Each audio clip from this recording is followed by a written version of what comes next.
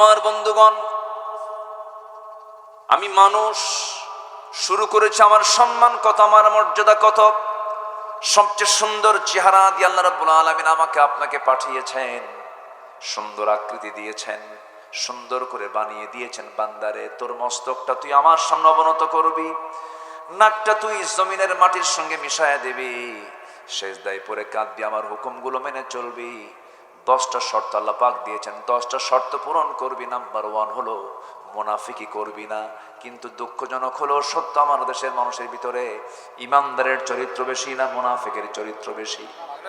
বলেন, ইমানদারের চরিত্র না মুনাফিকের চরিত্র? মুনাফিকের চরিত্রটা বেশি।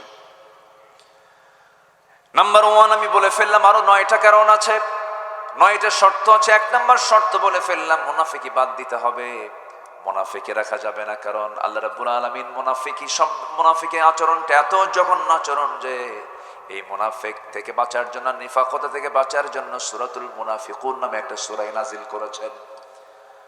আমার বন্ধুগণ, কাফেরকে চেনার জন্য সূরা কাফিরুন নাজিল করেছেন, আবার ইমানদারকে চেনার জন্য সূরা মুমিনুন নাজিল করেছেন।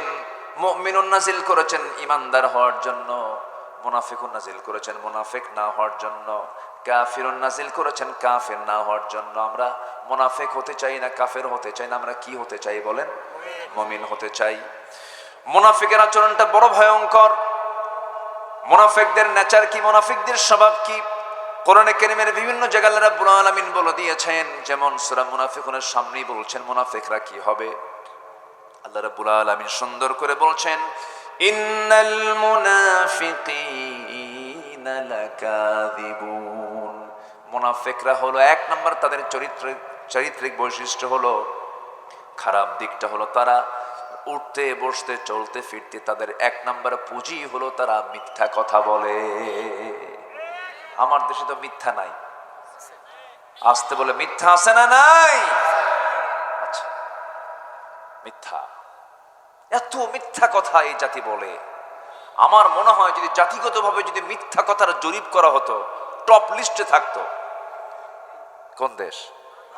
বলেন, কোন দেশ থাকতো? বাংলাদেশ থাকতো। এত মিথ্যা কথা বলে, চলতে ফিরতে উঠতে বসতে মিথ্যা কথা বলে।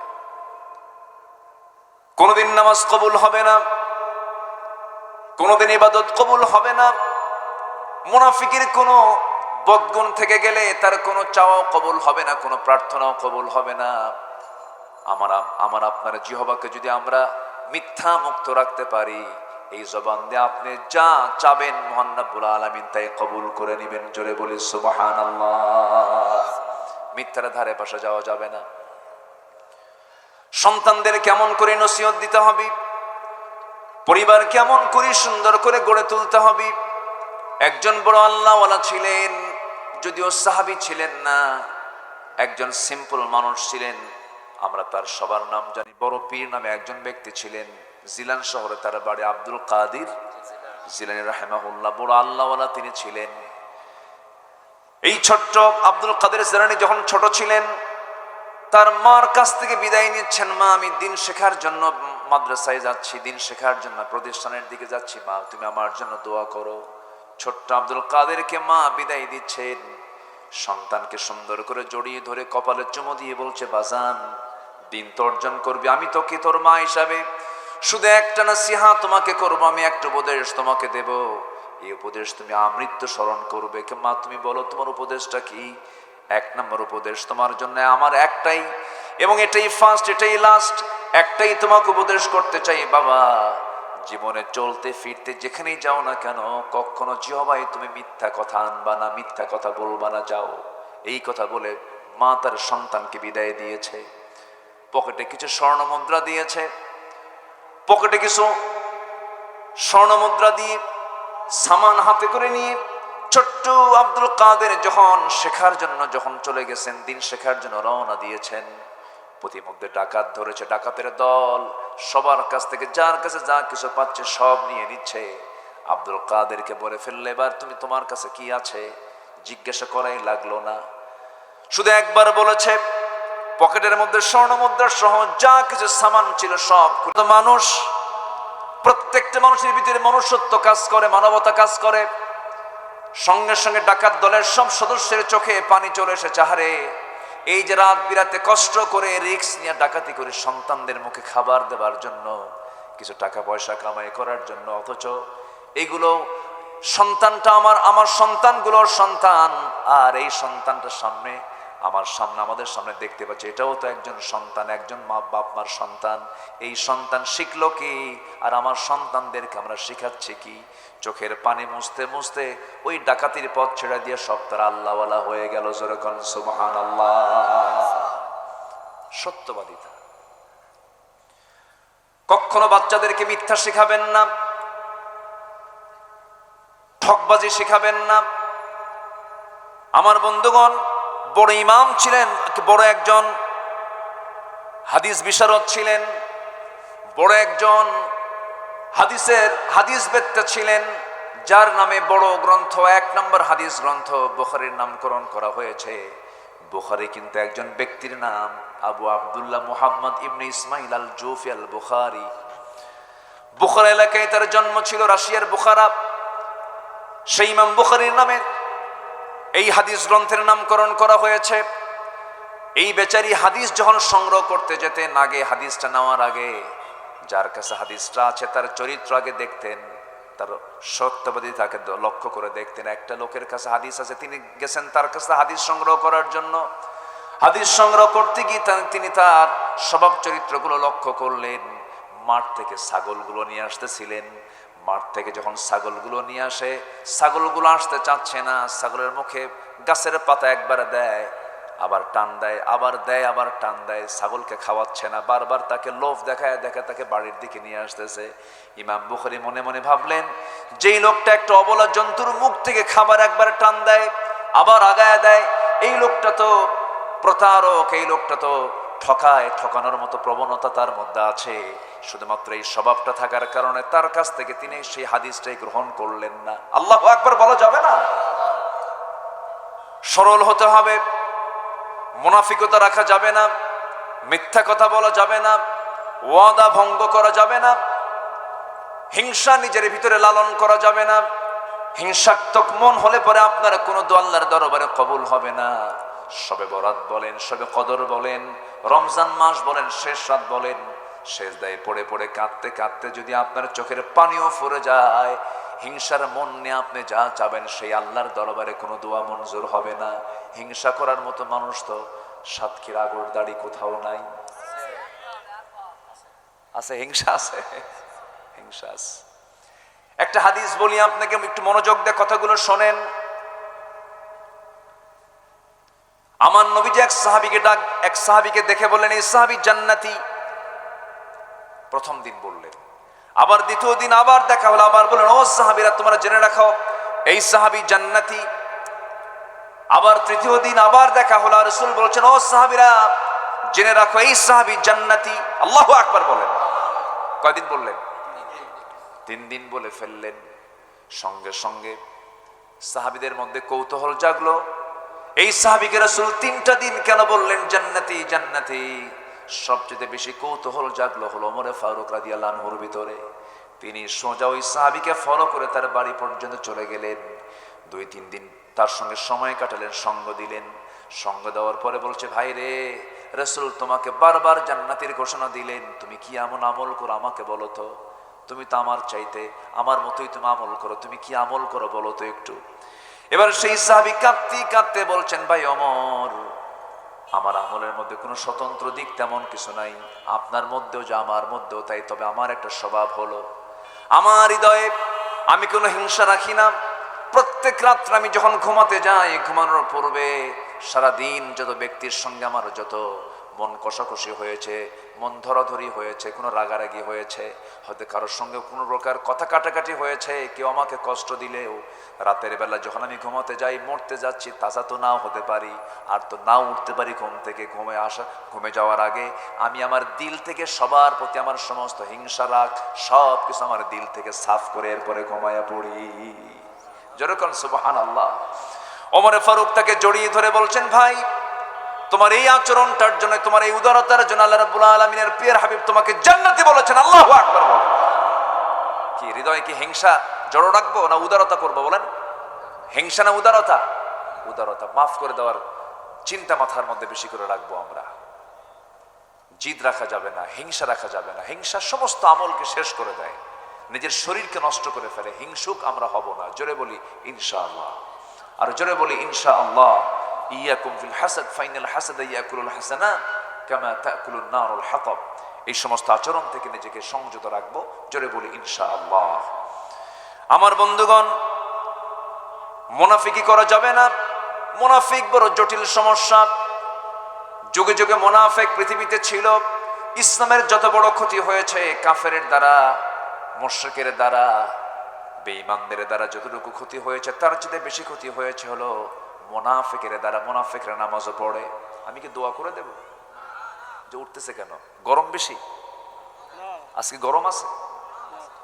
গরম আছে আজকে? হাই রে, গরম গেছে 2-3 দিন আগে গেছে না? প্রচন্ড গরম। আমি খুশি আল্লাহর উপর। আল্লাহ তুমি এখন এমন একটা বাতাস দিছো, আবহাওয়া দিছো, না শীত না গরম, একটা আলাদা সুন্দর একটা পরিবেশ আল্লাহ পাক তৈরি করে দিয়েছে। বলি আলহামদুলিল্লাহ। চাচা, এই যে চাচা না, ওটা পান। আচ্ছা ঠিক আছে, পান খান, সমস্যা নাই। পান খেতে সমস্যা নেই, কিন্তু টানাটানি করা যাবে না। পান আপনি খান, কিন্তু পানের সাথে আবার হাকিমপুরি রহমতুল্লাহ আলাইহি খান। এখানেই তো সমস্যা। এটা করা যাবে না। অনেকে পুড়ে পুড়ে খায়, অনেকে ডাইরেক্ট খায়। কি ঠিক আছে না? অনেকে কি বিড়ির মধ্যে তুলে পুড়ে পুড়ে খায়, আর অনেকে কি মারে, ডাইরেক্ট মেরে ফেলে। অপরাধ কোনোটাই কম না, মারাত্মক অপরাধ। ক্যান্সারের যত রোগী আছে, হ্যাঁ, আমি তো কোনো বাদ দেইনি কাউরে। হুজুর খাইছে তো কি দোষ হবে না? দেখছেন হুজুরে দেন দেন দেন কি বলে। আমি তো কাউকে বাদ দিইনি তো। হুজুর খাক আর খেজুর খাক, আর যেই খাক না কেন, যে খাবে সেই দোষী, ঠিক কিনা? খাবেন কেন? প্রশ্ন, তামাক খাওয়া জায়েজ না না জায়েজ? আমাকে যদি কেউ প্রশ্ন করে, এই প্রশ্নের জবাবকে আমি ঠিক মতো দিতে পারবো না ক্যান্সার হসপিটাল দিতে পারবে? বলেন বলেন, কে কে ভালো করে দিবে বলেন?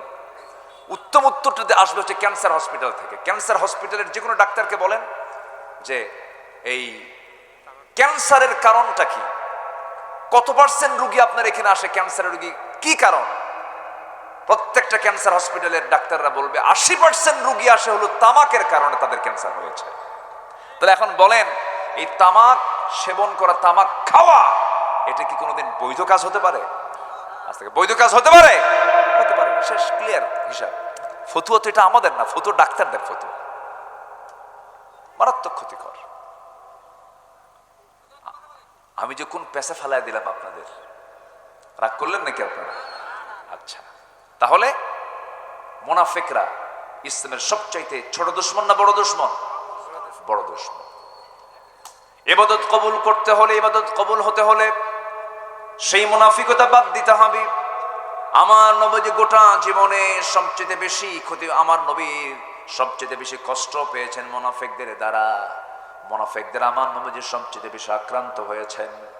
আমার নবীর জীবদ্দশায় একজন মুনাফিক দুনিয়া থেকে বিদায় নিল। মুনাফিকদের জন্য দোয়াও কবুল হয় না। মুনাফিকরা নিজেরা দোয়া করলে সেই দোয়াও কবুল হয় না। আবার মুনাফিকের পক্ষে আপনি দোয়া করবেন, সেই দোয়াও কবুল করবেন না, যিনি তিনি আমার কে? মুনাফিক ওয়ালা তাকুম আলা কবরিহি, এমনকি আল্লাহ পাক বলেছেন মুনাফিকদের কবরের পাশেও তোমরা দাঁড়াও না। মুনাফিকদের কবরের পাশে তোমরা দাঁড়াবে না। এত জঘন্য চরিত্র হচ্ছে মুনাফিক। চিন্তা করা যায়?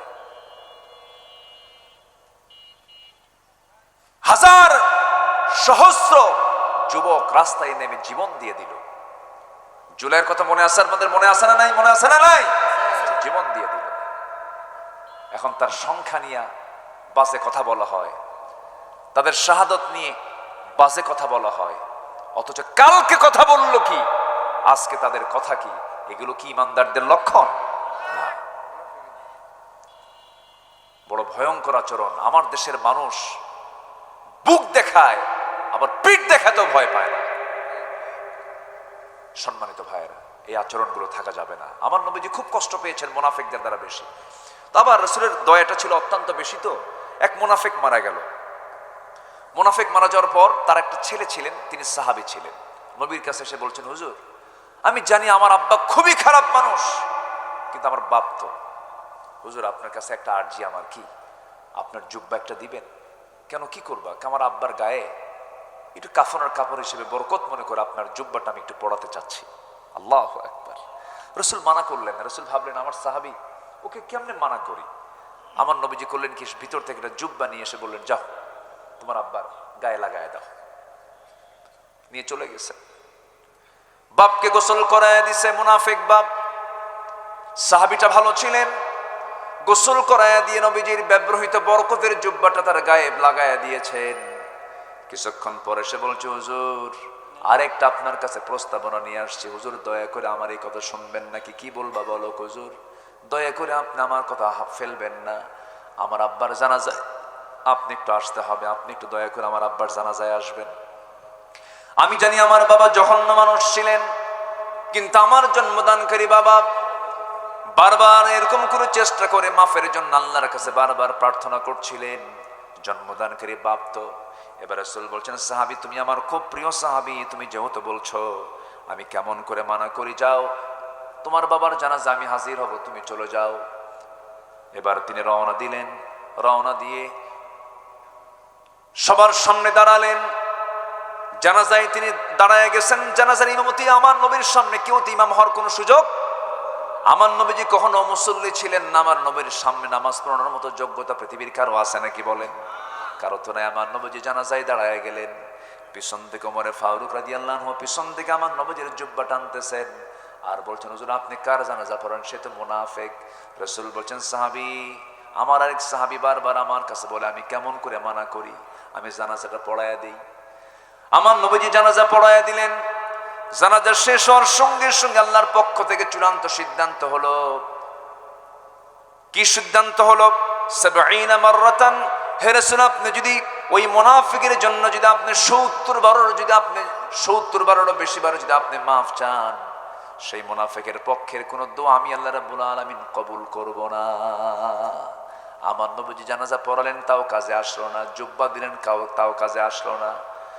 আমার ভাইয়েরা, এই ইতিহাস থেকে এতটুকুই প্রতীয়মান হয়ে যায়, মুনাফিকের পক্ষে রাসূল কথা বলেও জানাজা পড়ায়ও জুব্বা দিয়েও যদি মুনাফিক আল্লাহ পাক না মাফ করেন, বলুন তো এই মুনাফিকি চরিত্রটা শুধু খারাপ না বড় খারাপ? বলেন বড় খারাপ। এই চরিত্র নিয়ে আসা যাবে না। আমার নবীজির সময়টাকে সবচেয়ে বেশি ব্যস্ত রেখেছে হলো মুনাফিকের বাচ্চারা।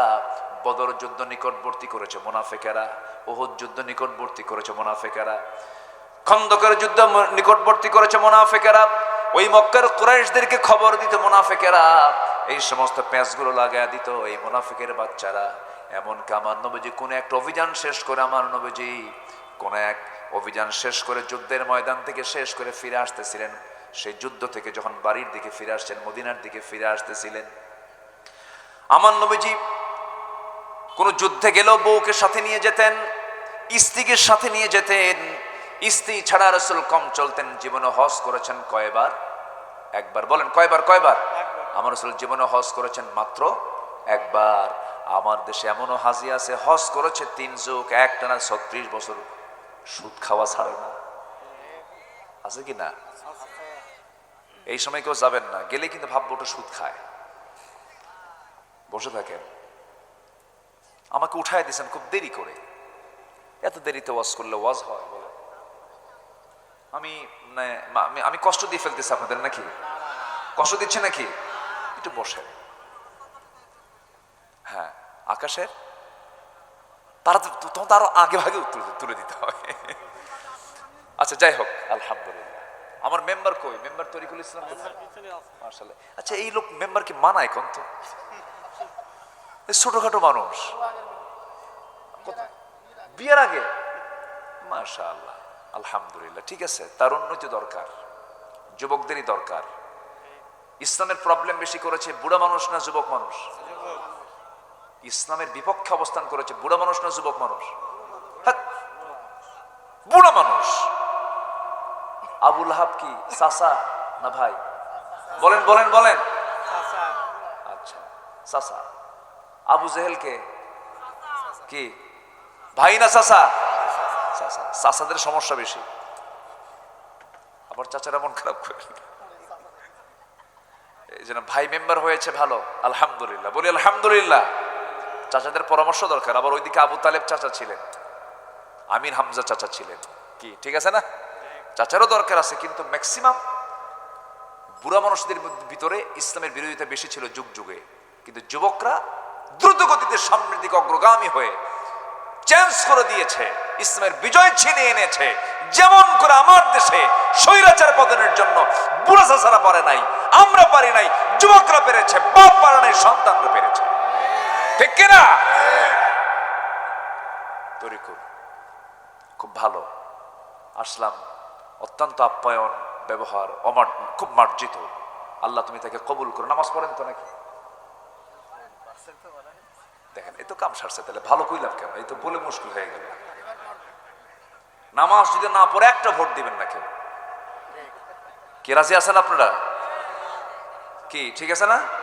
বেনামাজির সমর্থন, বেনামাজিকে সমর্থন দেওয়া যাবে? নামাজ পড়তে হবে। আর বাদ দিবেন? উনি ওয়াদা করছে কিন্তু আর বাদ দেবে না। আপনাদের নামাজ পড়ার দরকার নাই, থাক। কি কষ্ট পাচ্ছেন নাকি আপনারা? আলহামদুলিল্লাহ, নামাজ পড়তে হবে। সবচেয়ে বড় অপরাধ হচ্ছে নামাজ না পড়া। এবং মুনাফিকরা কিন্তু নামাজ পড়ে, ওরা জোহর পড়ে, আসর পড়ে, মাগরিব পড়ে, এশাও পড়তে পারে, কিন্তু মুনাফিকরা কখনো ফজর পড়তে পারে না। এরকম এই গ্রামে তো এরকম মানে ফজর নামাজ বাদ দেওয়ার মতো কোনো লোক নাই। আছে? আছে কি মুনাফিক কি মানে বলেন নামাজ বাদ দেওয়ার মতো লোক আছে? তাহলে মুনাফিকের কি অভাব আছে? অভাব নেই। তাহলে মুনাফিককে চেনার লক্ষণ হলো কোন নামাজে যায় না, বলেন কোন নামাজে যায় না কম। সব তো মানে আপনাকে কষ্ট দিয়ে ফেলতেছে, কিন্তু বাস্তব কথা তো হাদিস, এটা কথাগুলো শুনতে হবে। তাহলে আমাদের কোন নামাজ তো বাদ দেওয়া যাবেই না। বিশেষত কোন নামাজ বাদ দেওয়া যাবে না বলেন? ফজরকে কন্টিনিউ করতেই হবে। রাসূল বলেন যার উপরে নামাজ ফরজ হচ্ছে মসজিদে আসেন, আমার মনে হয় আমি ওই বাড়ি থেকে আগুন ধরায় দিই, আগুন ধরায় দিই। আমি রাসূল কত কত উদার ছিলেন, কত নরম ছিলেন আমার রাসূল। সেই রাসূলের মুখ থেকে বের হলো যার উপরে নামাজ ফরজ মসজিদে আসে না, আমার ইচ্ছা হয় ওই বাড়ি থেকে আমি নিজের রাসূল আগুন ধরায় দিই। আগুন ধরায় দিতাম যদি ওই বাড়িতে নারী আর শিশু যদি না থাকতো। চিন্তা করা যায় কত গুরুত্ব মসজিদে নামাজের, গুরুত্ব কতটুকু। সবাই কি নামাজ পড়তে রাজি আছেন ভাই? কারা কারা 5 ওয়াক্ত নামাজ পড়বেন দেখি হাত তুলে দেখান দেখি। জোরে বলি ইয়া আল্লাহ, আমাদেরকে 5 ওয়াক্ত সালাহ আদায় করার তৌফিক তুমি আল্লাহ দিয়ে দাও। জোরে বলি আমিন, আরো জোরে আমিন, আরো জোরে আমিন। হাত নামান। আল্লাহ কবুল করুন আজকের ফজরটা যেন মসজিদে মুসল্লিতে ভরপুর হয়ে যায়। আল্লাহ কবুল করুন, জোরে বলি আমিন। তাহলে তো মাহফিল সাকসেস। আমার মেম্বার ভাই জীবনে আর নামাজ ছাড়বে না, কি ঠিক আছে না? ইনশাআল্লাহ আমরা কেউ নামাজ ছাড়বো না। আল্লাহ কবুল করুন। জি, মুনাফিকরা নামাজ পড়তে পারে না, ফজর নামাজ পড়তে পারে না। মুনাফিকদের কিছু লক্ষণ আছে, ওয়াদা ভঙ্গ করে, মিথ্যা কথা বলে, ওজনে কম দেয়, সামনে একরকম কথা বলে, পিছনে আরেক রকম কথা বলে, আবার মুখ থেকে যখন সারতে না পারে মার নাম ধরে, বাবার নাম ধরে গালি দেয়। এই সমস্ত আচরণগুলো যার মধ্যে পাওয়া যাবে সে হচ্ছে টাটকা মুনাফিক। জোরে কন নাউযুবিল্লাহ। বাসি না টাটকা? টাটকা মুনাফিক বলেছেন মুহাম্মদ সাল্লাল্লাহু আলাইহি ওয়াসাল্লাম। এই সমস্ত নেচারগুলো নিয়ে আসা যাবে না আমার বন্ধুগণ। আমার নবীজি যে কোনো জায়গায় গিয়েছেন বউকে সাথে নিয়ে চলে গেছেন। রাসূল নিজ জীবনে হজ করেছেন একবার মাত্র, কিন্তু সে একবারের সফরে আমার রাসূল একা যান নাই, তার স্ত্রীকে সাথে নিয়ে গেছেন, আম্মা জান আয়েশা সিদ্দিকাকে সাথে নিয়ে চলে গেছেন। তাহলে হজে বউকে সাথে নিয়ে যাওয়া কি বলেন? কেউ কিছু কয় না। আর ফরজ কইেন না, বিপদে পড়বেন, কোন সুন্নত। ফরজ বলে কি আপনি দেখছেন? মানে মাদের রাসূল করেছেন সাথে নিয়ে যাওয়া সুন্নাহ। তবে হ্যাঁ, যদি কোনো মায়ের যদি হজ ফরজ হয়, যদি কোনো বোনের হজ ফরজ হয়ে যায়, তখন তার সাথে একজন মাহরাম যাবেন, স্বামী যাবেন, ছেলে যাবেন, বাবা যাবেন, অথবা তার ভাতিজা যাবেন, অথবা ভাগিনা যাবেন, নাতি যাবেন, এরকম কেউ সাথে যেতে হবে। একা কোনো মহিলার হজ কবুল, আসতে করে হজ কবুল হবে না। কি মাস চলে এখন? জিলকদ। কিসের মৌসুম এখন বলেন? হজের মৌসুম না? একটু তো কথা আসতে হবে। তাহলে হজ কবুল হওয়ার জন্য মহিলা একা গেলে কি হজ হবে? একা গেলে হজ হবে না, সাথে একজন পুরুষকে সাথে যেতে হবে। আমার নবীজি জীবনে একবার হজ করেছেন। আম্মা জান আয়েশা সিদ্দিকা বলেন তিনি একবার হজ করেছেন, সে একবার হজের সফরের সাথে আমি ছিলাম। কিন্তু আমার দেশের বুড়ো চাচারা কোনোদিন বুড়ির সাথে নিয়ে যায় না। আমার মায়েদের খুব আক্ষেপ, মাদের খুব কষ্ট, হুজুর বুড়া যায় কিন্তু আমি বুড়ি আমার সাথে নিয়ে যায় না। আল্লাহ তুমি প্রত্যেক বুড়াকে বুড়ির উপরে দয়া দরদ বাড়ায় দাও, একসাথে হজ করার তৌফিক দিয়ে দাও। আমার মায়ের আজকে খুব খুশি, হুজুর ভালো করে রাখো, আমার বুড়া কথা শোনে না, সাথে নিয়ে যাবেন, এটা সুন্নাহ। আম্মা জান আয়েশা সিদ্দিকা বলেন আমার নবীজি যখন এহরামের কাপড় পরবেন, সাদা কাপড়, ওই যে সাদা কাপড় আছে না, এহরামের কাপড় যখন পরবেন, আমার নবীজি করলেন কি, আমার নবীজি এহরামের কাপড় পরার আগে এহরামের নিয়ত বাঁধার আগে রাসূল আমার সঙ্গে সহবাস করলেন। সহবাস করার পরে তার মেন্টাল স্যাটিসফ্যাকশন চলে আসলো, ফরজ গোসল করে নিলেন। হজের 5টা দিন, এই 5টা দিন তিনি হজের কার্যক্রম চালাবেন, তার আগে তিনি আমার সঙ্গে সহবাস করলেন। কেন করলেন? মেন্টাল স্যাটিসফ্যাকশনের জন্য। মানবিক চাহিদা থাকতেই পারে, কোনো ফিতনা যেন না আসতে পারে, সেই জন্য আল্লাহ রাব্বুল আলামিনের পিয়ারা হাবিবকে দিয়ে এই সুন্নাহটা জারি রাখালেন। আমার বন্ধুগণ, হজের সফর আমার রাসূল সব কিছু শিখাইয়া দিয়েছেন। এই প্রসঙ্গটা আসলো কেন? আমার নবীজি পরিবারকে সাথে নিয়ে সবসময় চলতেন। উহুদ যুদ্ধের মতো কণ্টকাকীর্ণ একটা ময়দানে, যুদ্ধের ময়দানে তিনি রাসূল তার স্ত্রীকে ঘরে না রেখে সঙ্গে সঙ্গে যুদ্ধে নিয়ে চলে গেছেন। আমার নবীজি আম্মা জান আয়েশা সিদ্দিকে কোন এক অভিযানে নিয়ে গেলেন। অভিযান থেকে ফেরার পথে রাসূল সাহাবে কেরামকে নিয়ে যখন রওনা দিয়েছেন, মদিনায় যখন যাবেন, ঘোষণা করলেন সাহাবীরা শোনো, আমরা তো এখন মদিনার দিকে ফিরতেছি, ফেরার পথে কেউ না কেউ রাস্তায় বাদ পড়ে যেতে পারে, কেউ কেউ রাস্তায় পিছনে যেতে পারে। একজন সাহাবীকে বলছেন, সাফওয়ান নামক একজন সাহাবীকে ডাক দিয়ে বলছেন, সাফওয়ান তুমি এদিকে আসো, তোমাকে একটা দায়িত্ব দেব। কি দায়িত্ব? তুমি সবার পরে, তুমি এই কাফেলার পিছনে সবার পিছনে থাকবে, আমরা সবাই আগে আগে আসবে। যদি কেউ হঠাৎ করে যদি কেউ বাদ পড়ে যায়, বাদ পড়া সাহাবীকে সঙ্গে করে নিয়ে তুমি মদিনা পর্যন্ত পৌঁছায় দেবে, এটা তোমার দায়িত্ব, তুমি সবার পরে পরে আসবা। ইয়া রাসূলুল্লাহ, ঠিক আছে আমি তাই দায়িত্ব পালন করব। কিন্তু কোন সাহাবী পিছিয়ে পড়লেন না, কোন সাহাবী বাদ পড়লেন না। বাদ পড়ে গেছেন মিসেস মুহাম্মদ সাল্লাল্লাহু আলাইহি ওয়াসাল্লাম, আম্মা জান আয়েশা সিদ্দিকা, তিনি নিজেই বাদ পড়ে গেছেন। তিনি বাদ পড়লেন কেমনে? তিনি ছিলেন উটনির পিঠে, উটের পিঠে তিনি ছিলেন। উটের পিঠে হাওদা ছিল, পালকি ছিল। তিনি হঠাৎ করে বলে ফেললেন, আমাকে নামায় দাও। কেন? প্রকৃতির চাপ এসেছে, পেশাবের চাপ এসেছে, আমাকে আড়ালে যেতে হবে। প্রকৃতির কাজ সারার জন্য তাকে উটের পিঠ থেকে নামায় দেওয়া হলো। হাওদা থেকে নেমে, উটের পিঠ থেকে নেমে তিনি আড়ালে চলে গেলেন। আসতে তার একটু দেরি হয়ে গেল। তিনি এত চিকন ছিলেন যে উটের দায়িত্বে যে সাহাবী ছিলেন, তিনি ভাবছেন মনে হয় আম্মা জান আয়েশা সিদ্দিকা হাওদার মধ্যে উঠে গেছেন, পালকির মধ্যে উঠে গেছেন।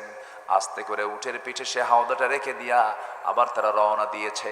এইদিকে আম্মা জান আয়েশা সিদ্দিকা একটু পরে এসে দেখেন কেউ নাই, সব চলে গেছে, কেউ তার সাথে নাই, কিন্তু কোনো সঙ্গে সাথী নাই। সঙ্গে সঙ্গে তিনি করলেন কি, আয়াত না, সেই সময় পর্দার আয়াতটা নাজিল ছিল, সঙ্গে সঙ্গে করলেন কি, তিনি হতাশ হলেন না, ভয়ও পেলেন না। আল্লাহ ফয়সালা করে দিবেন, চাদর মুড়ি দিয়ে পর্দার নিয়ম রক্ষা করে তিনি একটা জায়গায় বসে পড়লেন। দায়িত্বপ্রাপ্ত সাহাবী সবার শেষে আসতেছিলেন, ঘোড়ার পিঠে চড়ে আসতেছিলেন। দেখতে পেলেন কে যেন সামনে কাপড় দিয়ে মুড়ায় বসে আছে। দূর থেকে দেখতে চিনতে পারলেন না, কাছাকাছি যখন আসলেন চিনতে পারলেন। আম্মা জান আয়েশা সিদ্দিকা, এটা মনে হয়। সালাম বিনিময় করেন, হ্যাঁ আমি আয়েশা। সঙ্গে সঙ্গে আমার নবীজির দায়িত্বপ্রাপ্ত সাহাবী সাফওয়ান রাদিয়াল্লাহু আনহু বলছেন, আম্মা জান আপনি কোনো টেনশন করবেন না। নবীর স্ত্রীরা আমাদের কি বলেন, বলেন না, বলেন, আমাদের আম্মা, আমাদের মায়ের মতো। সঙ্গে সঙ্গে সাহাবী বলছেন, আম্মা জান আপনি কোনো টেনশন করবেন না, কোনো টেনশন আপনার করতে হবে না, রাসূল তো দায়িত্ব দিয়েছেন। রাতের আধারে করলেন কি, ঘোড়ার পিঠে চড়াইয়া ওই পরিবেশের কারণে প্রয়োজনের পরিপ্রেক্ষিতে তাকে সঙ্গে করে নিয়ে অত্যন্ত সম্মানের সাথে, অত্যন্ত যত্নের সাথে আমার নবীজির স্ত্রী আম্মা জান আয়েশা সিদ্দিকাকে সঙ্গে করে নিয়ে মদিনায় পৌঁছায় দিলেন, নবীর ঘরে পৌঁছায় দিলেন। কিন্তু এই কথাগুলো চলে গেছে হলো মুনাফিকদের কানে। মুনাফিকরা তালকে তিল বানায় না, তিলকে তাল বানায়। বলেন বলেন বলেন, কি তিলকে তাল বানায়? এমনকি তিলও লাগে না, তিল নাই, তাই কি হয়ে গেছে? তাল হয়ে গেছে। তারা করলো কি, আমার নবীজির স্ত্রী আম্মা জান আয়েশা সিদ্দিকার যে রাতের সফর ছিল, সাফওয়ানের সঙ্গে একজন পরনারী পরপুরুষ সাহাবীর সাথে তার যে সফরটা হয়েছিল, রাতের আধারে সফরটা হয়েছিল, কোনো কিছুই হয় নাই। শুধু রাতের সফরটা কেন হলো? এই সামান্য ইস্যুকে কেন্দ্র করে গোটা মদিনার সমস্ত মিডিয়াতে তারা টপ নিউজ করে ফেললো, আপডেট নিউজ করে ফেললো, ব্রেকিং নিউজ করে ফেললো। তোমরা কি জানো গত রাত্রে আয়েশা সিদ্দিকা একজন পরপুরুষের সঙ্গে গোটা রাত সফর করেছে? আয়েশার চরিত্র ঠিক না, আয়েশার চরিত্র নষ্ট হয়ে গেছে। যেরকম নাউজুবিল্লাহ। এরকম কথা বলার মতো লোক তো এখন সমাজে খুবই বিরল, পাওয়া যাবে না। আছে আছে আছে আছে, অভাব নাই। আমার বন্ধুগণ, যত গুনাহ আছে বান্দার জীবনে, এর মধ্যে সবচেয়ে বড় 7টা পাপ আছে। এই যে তানিবুসসাবউল মুবিকাত, তোমরা 7টা ধ্বংসকারী গুনাহ থেকে নিজেকে বাঁচিয়ে রাখো। এর মধ্যে একটা হলো সতী সাধ্বী নারীর উপরে যখন কেউ মিথ্যা অপবাদ চাপায় দেবে, এটা বড় ভয়ঙ্কর গুনাহ। এই গুনাহ আল্লাহ পাক মাফ করবেন না, তওবা ছাড়া মাফ হবে না। আমার বন্ধুগণ, এমন জাতীয় অভিযোগ যখন আম্মা জান আয়েশা সিদ্দিকার বিরুদ্ধে যখন করা হলো, নবীর কানে যখন সংবাদ চলে এলো, আমার নবীজি কথাটা শোনার সঙ্গে সঙ্গে যেন আকাশ যেন তার মাথায় ভেঙে পড়েছে। স্ত্রীর বিরুদ্ধে কোনো কথা শুনলে কি কোনো স্বামীর কি মাথা মেজাজ ঠিক থাকে নাকি? মন মেজাজ ঠিক থাকে না। যেই দিন বাড়িতে বউয়ের সঙ্গে গন্ডগোল হয়, সেদিন অফিসে গিয়ে কর্মচারীর সঙ্গেও গন্ডগোল হয়। এই আসতে কেন? হেডমাস্টারের বউয়ের সঙ্গে মিসেসের গন্ডগোল, হেডমাস্টার স্কুলে সে সব শিক্ষককে ধমকায় সেই দিন পাড়ি দিয়ে দেয়। বউয়ের সঙ্গে গন্ডগোল হলে পৃথিবীর সব জায়গায় গন্ডগোল হয়। এই জন্য শয়তান সবচেয়ে বেশি খুশি হয় সেই দিন, যেদিন সে মিশনে বের হয়ে যখন স্বামী স্ত্রীর মধ্যে গন্ডগোল লাগাতে পারে। সেই দিন শয়তানটা এতটাই খুশি হয়ে যায় যে শয়তান বলে, আমার জীবনে যত কাজ করেছি আর আমার সবচেয়ে বড় সাকসেস কাজ হলো স্বামী স্ত্রীর মধ্যে দ্বন্দ্ব লাগা দিতে পেরেছি। শয়তানের 100% একটা ভালো ওর দিকের একটা কাজ হলো স্বামী স্ত্রীর মধ্যে গন্ডগোল লাগায় দেওয়া। আমার বন্ধুগণ, আমার নবীর কানে যখন এমন সংবাদ চলে এলো, আমার নবীজি কিচ্ছু না বলে, কোনো রাগারাগি না করে, আম্মা জান আয়েশা সিদ্দিকার কাছে আস্তে করে বসে, মনটা তারা খারাপ, চেহারা তারা ফ্যাকাশে হয়ে গেছে, আস্তে করে ডাক দিয়ে বলছে, আয়েশা শোনো, কি যেন শুনতে পেলাম, কি যেন আমার কানে আসলো, কি যেন হলো, এটা কতটুকু সত্য আমি জানি না, কতটুকু মিথ্যা আমি জানি না, তবে আমি তোমাকে বিশ্বাস করি। তবে এই নিউজ যেহেতু চতুর্দিকে মদিনার চতুর্দিকে ছড়ে গেছে, আয়েশা আমি মনে করি তোমার এই মুহূর্তে আমার ঘরে না থেকে তোমার বাবার বাড়িতে যাওয়া উচিত। তুমি তোমার বাবার বাড়িতে চলে যাও। যদি কোনো স্ত্রী যদি তার স্বামীর মুখ থেকে এমন জাতীয় কথা শোনে, বলেন তো তার কি পৃথিবী ঠিক থাকার কথা? সব উল্টাপাল্টা হয়ে গেল। আম্মা জান আয়েশা সিদ্দিকা, তার কাছে দুনিয়াটা এতটাই সংকীর্ণ হয়ে গেল। একে তো বিশ্বনবী, আর একদিকে স্বামী তাকে যখন বলে ফেলেছেন তুমি তোমার মার বাড়িতে চলে যাও, আম্মা জান আয়েশা সিদ্দিকা চুল পরিমাণ কোনো বেয়াদবি করলেন না। শুধু যাওয়ার সময় আস্তে করে বলছেন, ইয়া রাসূলুল্লাহি, আমি আপনাকে শুধু একটা কথা বলে যাচ্ছি, আমি যাচ্ছি আমার মায়ের বাড়ি, আমি চলে যাচ্ছি, তবে একটা কথা বলে চাই, আমার আপনার বিয়ের যে সূত্রটা হয়েছে, আমার আপনার বিয়ের যে মাধ্যমটা, আমার আপনার বিয়ের ব্যাপারে যে মাধ্যমটা, যে ঘটকের দায়িত্ব পালন করেছে পৃথিবীর কেউ না। আমার আপনার বিয়ের ফায়সালা দুনিয়াতে হয় নাই, আমার আপনার বিয়ের ফায়সালা হয়েছে আসমান থেকে। বেহেশতি রুমালে আমার চেহারা আপনাকে দেখানোর পর, আল্লাহ রাব্বুল আলামিন সিদ্ধান্ত দেওয়ার পরে আপনি আমাকে বিয়ে করেছেন। যে আল্লাহ রাব্বুল আলামিন আমার বিয়ের সিদ্ধান্ত নিয়েছেন, সে আল্লাহর কাছে আমি আশ্রয় চাই, সে আল্লাহ আমাকে যেন বিপদ থেকে উদ্ধার করেন। এই কথা বলেই তিনি রওনা করলেন, বাবার বাড়ির দিকে চলে গেলেন। বাবার বাড়িতে ঢুকলেন, বাবাও কথা বলেন না, মা কথা বলেন না, কারণ রাসূলুল্লাহ সাল্লাল্লাহু আলাইহি ওয়াসাল্লাম তিনি কথা বলছেন না, তার মনটা খারাপ। নবীর মন খারাপ হলে কোনো সাহাবীর মন ভালো থাকে নাকি? কোনো সাহাবীর মন তো ভালো নাই। আম্মা জান আয়েশা সিদ্দিকা বাবার সামনেও কথা বলতে পারেন না, মার সামনেও কথা বলতে পারেন না, কেউ তার সঙ্গে কথা বলে না ভালো করে। সেজদায় পড়ে কাঁদতে চোখের পানি ফেলতে বেকারার হয়ে যাচ্ছেন। এমনিতে চিকন মানুষ, আরো চিকন হয়ে গেছেন, কাঠখড়ি হয়ে গেছেন। আমার নবীজি রাতের বেলা ঘুমাতে যান, ঘুমাতে পারেন না। রাতের বেলা আমার নবীজি হাতটা একটু হাতের ছোঁয়া লাগায় দেন, আয়েশা বুঝি আছে, আয়েশা নাই, বুকটা খান হয়ে যায়। আমার নবীজি সেজদায় পড়ে পড়ে কাঁদেন, নবীজির চোখ বেয়ে বেয়ে টপ টপ করে পানি পড়ে, আয়েশাও কাঁদেন, নবীও কাঁদেন, সাহাবীরাও কাঁদেন। আর মুনাফিকরা কি করে? মুনাফিকরা কি করে? হাসে। এবং সকল সৌন্দর্যের মাঝে মানুষের সৌন্দর্যকে আল্লাহ পাক সবচেয়ে উচ্চকিত করেছেন। একটু পিছনে বসতে হবে, যে ওটার সাউন্ডটা, হ্যাঁ আর একটু পিছনে। সকল সৌন্দর্যের মাঝে মানুষকে আল্লাহ তাআলা বেশি সৌন্দর্য দিয়ে পৃথিবীতে পাঠিয়েছেন, এবং মানুষকে আল্লাহ রাব্বুল আলামিন যা দিয়েছেন পৃথিবীর অন্য কোন সৃষ্টিকে আল্লাহ পাক তা দেননি।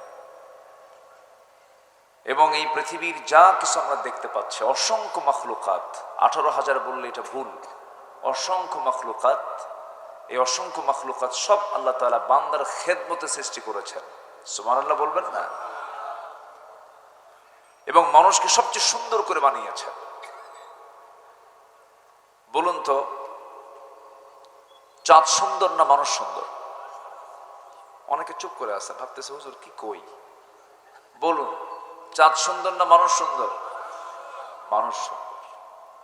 আল্লাহ রাব্বুল আলামিন বলেন, ওয়াত-তিন ওয়াস-সাইতুনি ওয়া তুরি সিনিনা ওয়া হাযাল বালাদিল আমিন লাকাদ খালাকনাল কমারা ফি আহসানি তাকওয়িম। ঠিক আছে? ভুল কইছি না ঠিক কইছি? ভুল হইছে? কি হবে? আল্লাহ রাব্বুল আলামিন বলেন, সবাই একসঙ্গে মিলায়ে বলেন, লাকাদ খালাকনাল ইনসানা ফি আহসানি তাকওয়িম সুম্মা রাদাদনাহু আসফালা সাফিলিন ইল্লাল্লাযীনা আমানু وعملوا الصالحات فلهم أجر غير ممنون فما يكذبك بعد بالدين أليس الله بأحكم الحاكمين جربنا الله أكبر। মানুষকে সবচেয়ে সৌন্দর্য দিয়ে পৃথিবীতে পাঠিয়েছেন। মাথার চুল থেকে নিয়ে শুরু করে পার গোড়ালি পর্যন্ত আপনি তাকায় দেখেন, এত সুন্দর করে কাউকে সৃষ্টি করা হয় নাই। শক্তির দিক থেকে যদি অন্য কোনো প্রাণী শক্তিশালী হতে পারে, আপনাদের সুন্দরবনে রয়্যাল বেঙ্গল টাইগার প্রচুর শক্তিশালী একটা প্রাণী, হিংস্র প্রাণী, মাংসাশী প্রাণী, গায়ে তার প্রচন্ড শক্তি, 2-4টা মানুষ তার সঙ্গে পারবে না, এটা ঠিক আছে। কিন্তু সিংহ বলেন, বাঘ বলেন, হাতি বলেন, এই সমস্ত জীবজন্তু যদিও শক্তিতে বড়, কিন্তু আল্লাহ পাক মানুষকে এমন শক্তি দান করেছেন যে পৃথিবীর প্রত্যেকটা প্রাণী পর্যন্ত মানুষের বশ মেনে যায়। জোরে কোন সুবহানাল্লাহ। হাতি মানুষ চালায় না, মানুষ হাতি চালায়। হাতি মানুষকে চালায় না, মানুষ হাতিকে চালায়। বলেন বলেন, মানুষ হাতিকে চালায়। শক্তি কার বেশি? হাতির গায়ে শক্তি বেশি। কিন্তু মানুষের ভিতরে এমন শক্তি আছে যে শক্তির বলে বলিয়ান হয়ে স্থলভাগের মধ্যে সবচেয়ে বড় প্রাণী হাতির মাথার উপরে, হাতির পিঠের উপরে মানুষ বসে থাকে, মাহুত বসে থাকে। আপনারা দেখছেন কিনা জানি না, মাঝে মাঝে রোডে হাতি মাঝে মাঝে রোডে চাঁদাবাজি করে। শুধু মানুষ চাঁদাবাজি করে না, কিন্তু হাতিও চাঁদাবাজি করে। কি হাতি চাঁদাবাজি করে না মানুষ চাঁদাবাজি করে? হাতিকে দিয়া, তাই না? রোডে আটকে ফেলে। চিন্তা করুন, একটা ছোট্ট মানুষ, কোথায় হাতির ওজন আর কোথায় মানুষের ওজন। উপরে উঠে হাতি চালায় নিয়ে যাচ্ছে, সামনে প্রাইভেট কার আটকায় দিল। আমি একদিন এটার সম্মুখীন হয়েছি, তো ভাবলাম যে ও যদি খেলে একটু বেশি না, গাড়িটার উপরে যদি একটু শুয়ে পড়ে তাহলেই তো কামসা, কিচ্ছু করার দরকার নাই, তো খালি একটু গাড় ছেড়ে দেবে। এত বড় একটা প্রাণী সামনে দাঁড়ায় গেল, ড্রাইভিং সিটের পাশে এসে ড্রাইভারকে তার সুর দিয়ে টোকাচ্ছে। বললাম তাড়াতাড়ি দিয়ে দাও টাকা। তো যে টাকা দিয়েছে এটা ওর পছন্দ হয়নি, এটা ওর পছন্দ হয়নি না মাহুদের পছন্দ হয়নি? মাহুদ যে বসে আছে ও সিগন্যাল দিচ্ছে হবে না, এটা বাড়ায় দে। এও কয় হ্যাঁ ঠিক আছে ওস্তাজ আমি বাড়ায় নিচ্ছি। সুবহানাল্লাহ বলবেন না ভাই? মানুষ। আমার বন্ধুগণ, আল্লাহ রাব্বুল আলামিন আরেক জায়গায় বলছেন হুয়াল্লাযী খালাকা লাকুম মা ফিল আরদি জামিআ, তিনি সেই মহান প্রভু যিনি তোমার জন্য গোটা পৃথিবীর আসমান জমিনে যা কিছু আছে সব তুমি মানুষ তোমার জন্য সৃষ্টি করেছেন।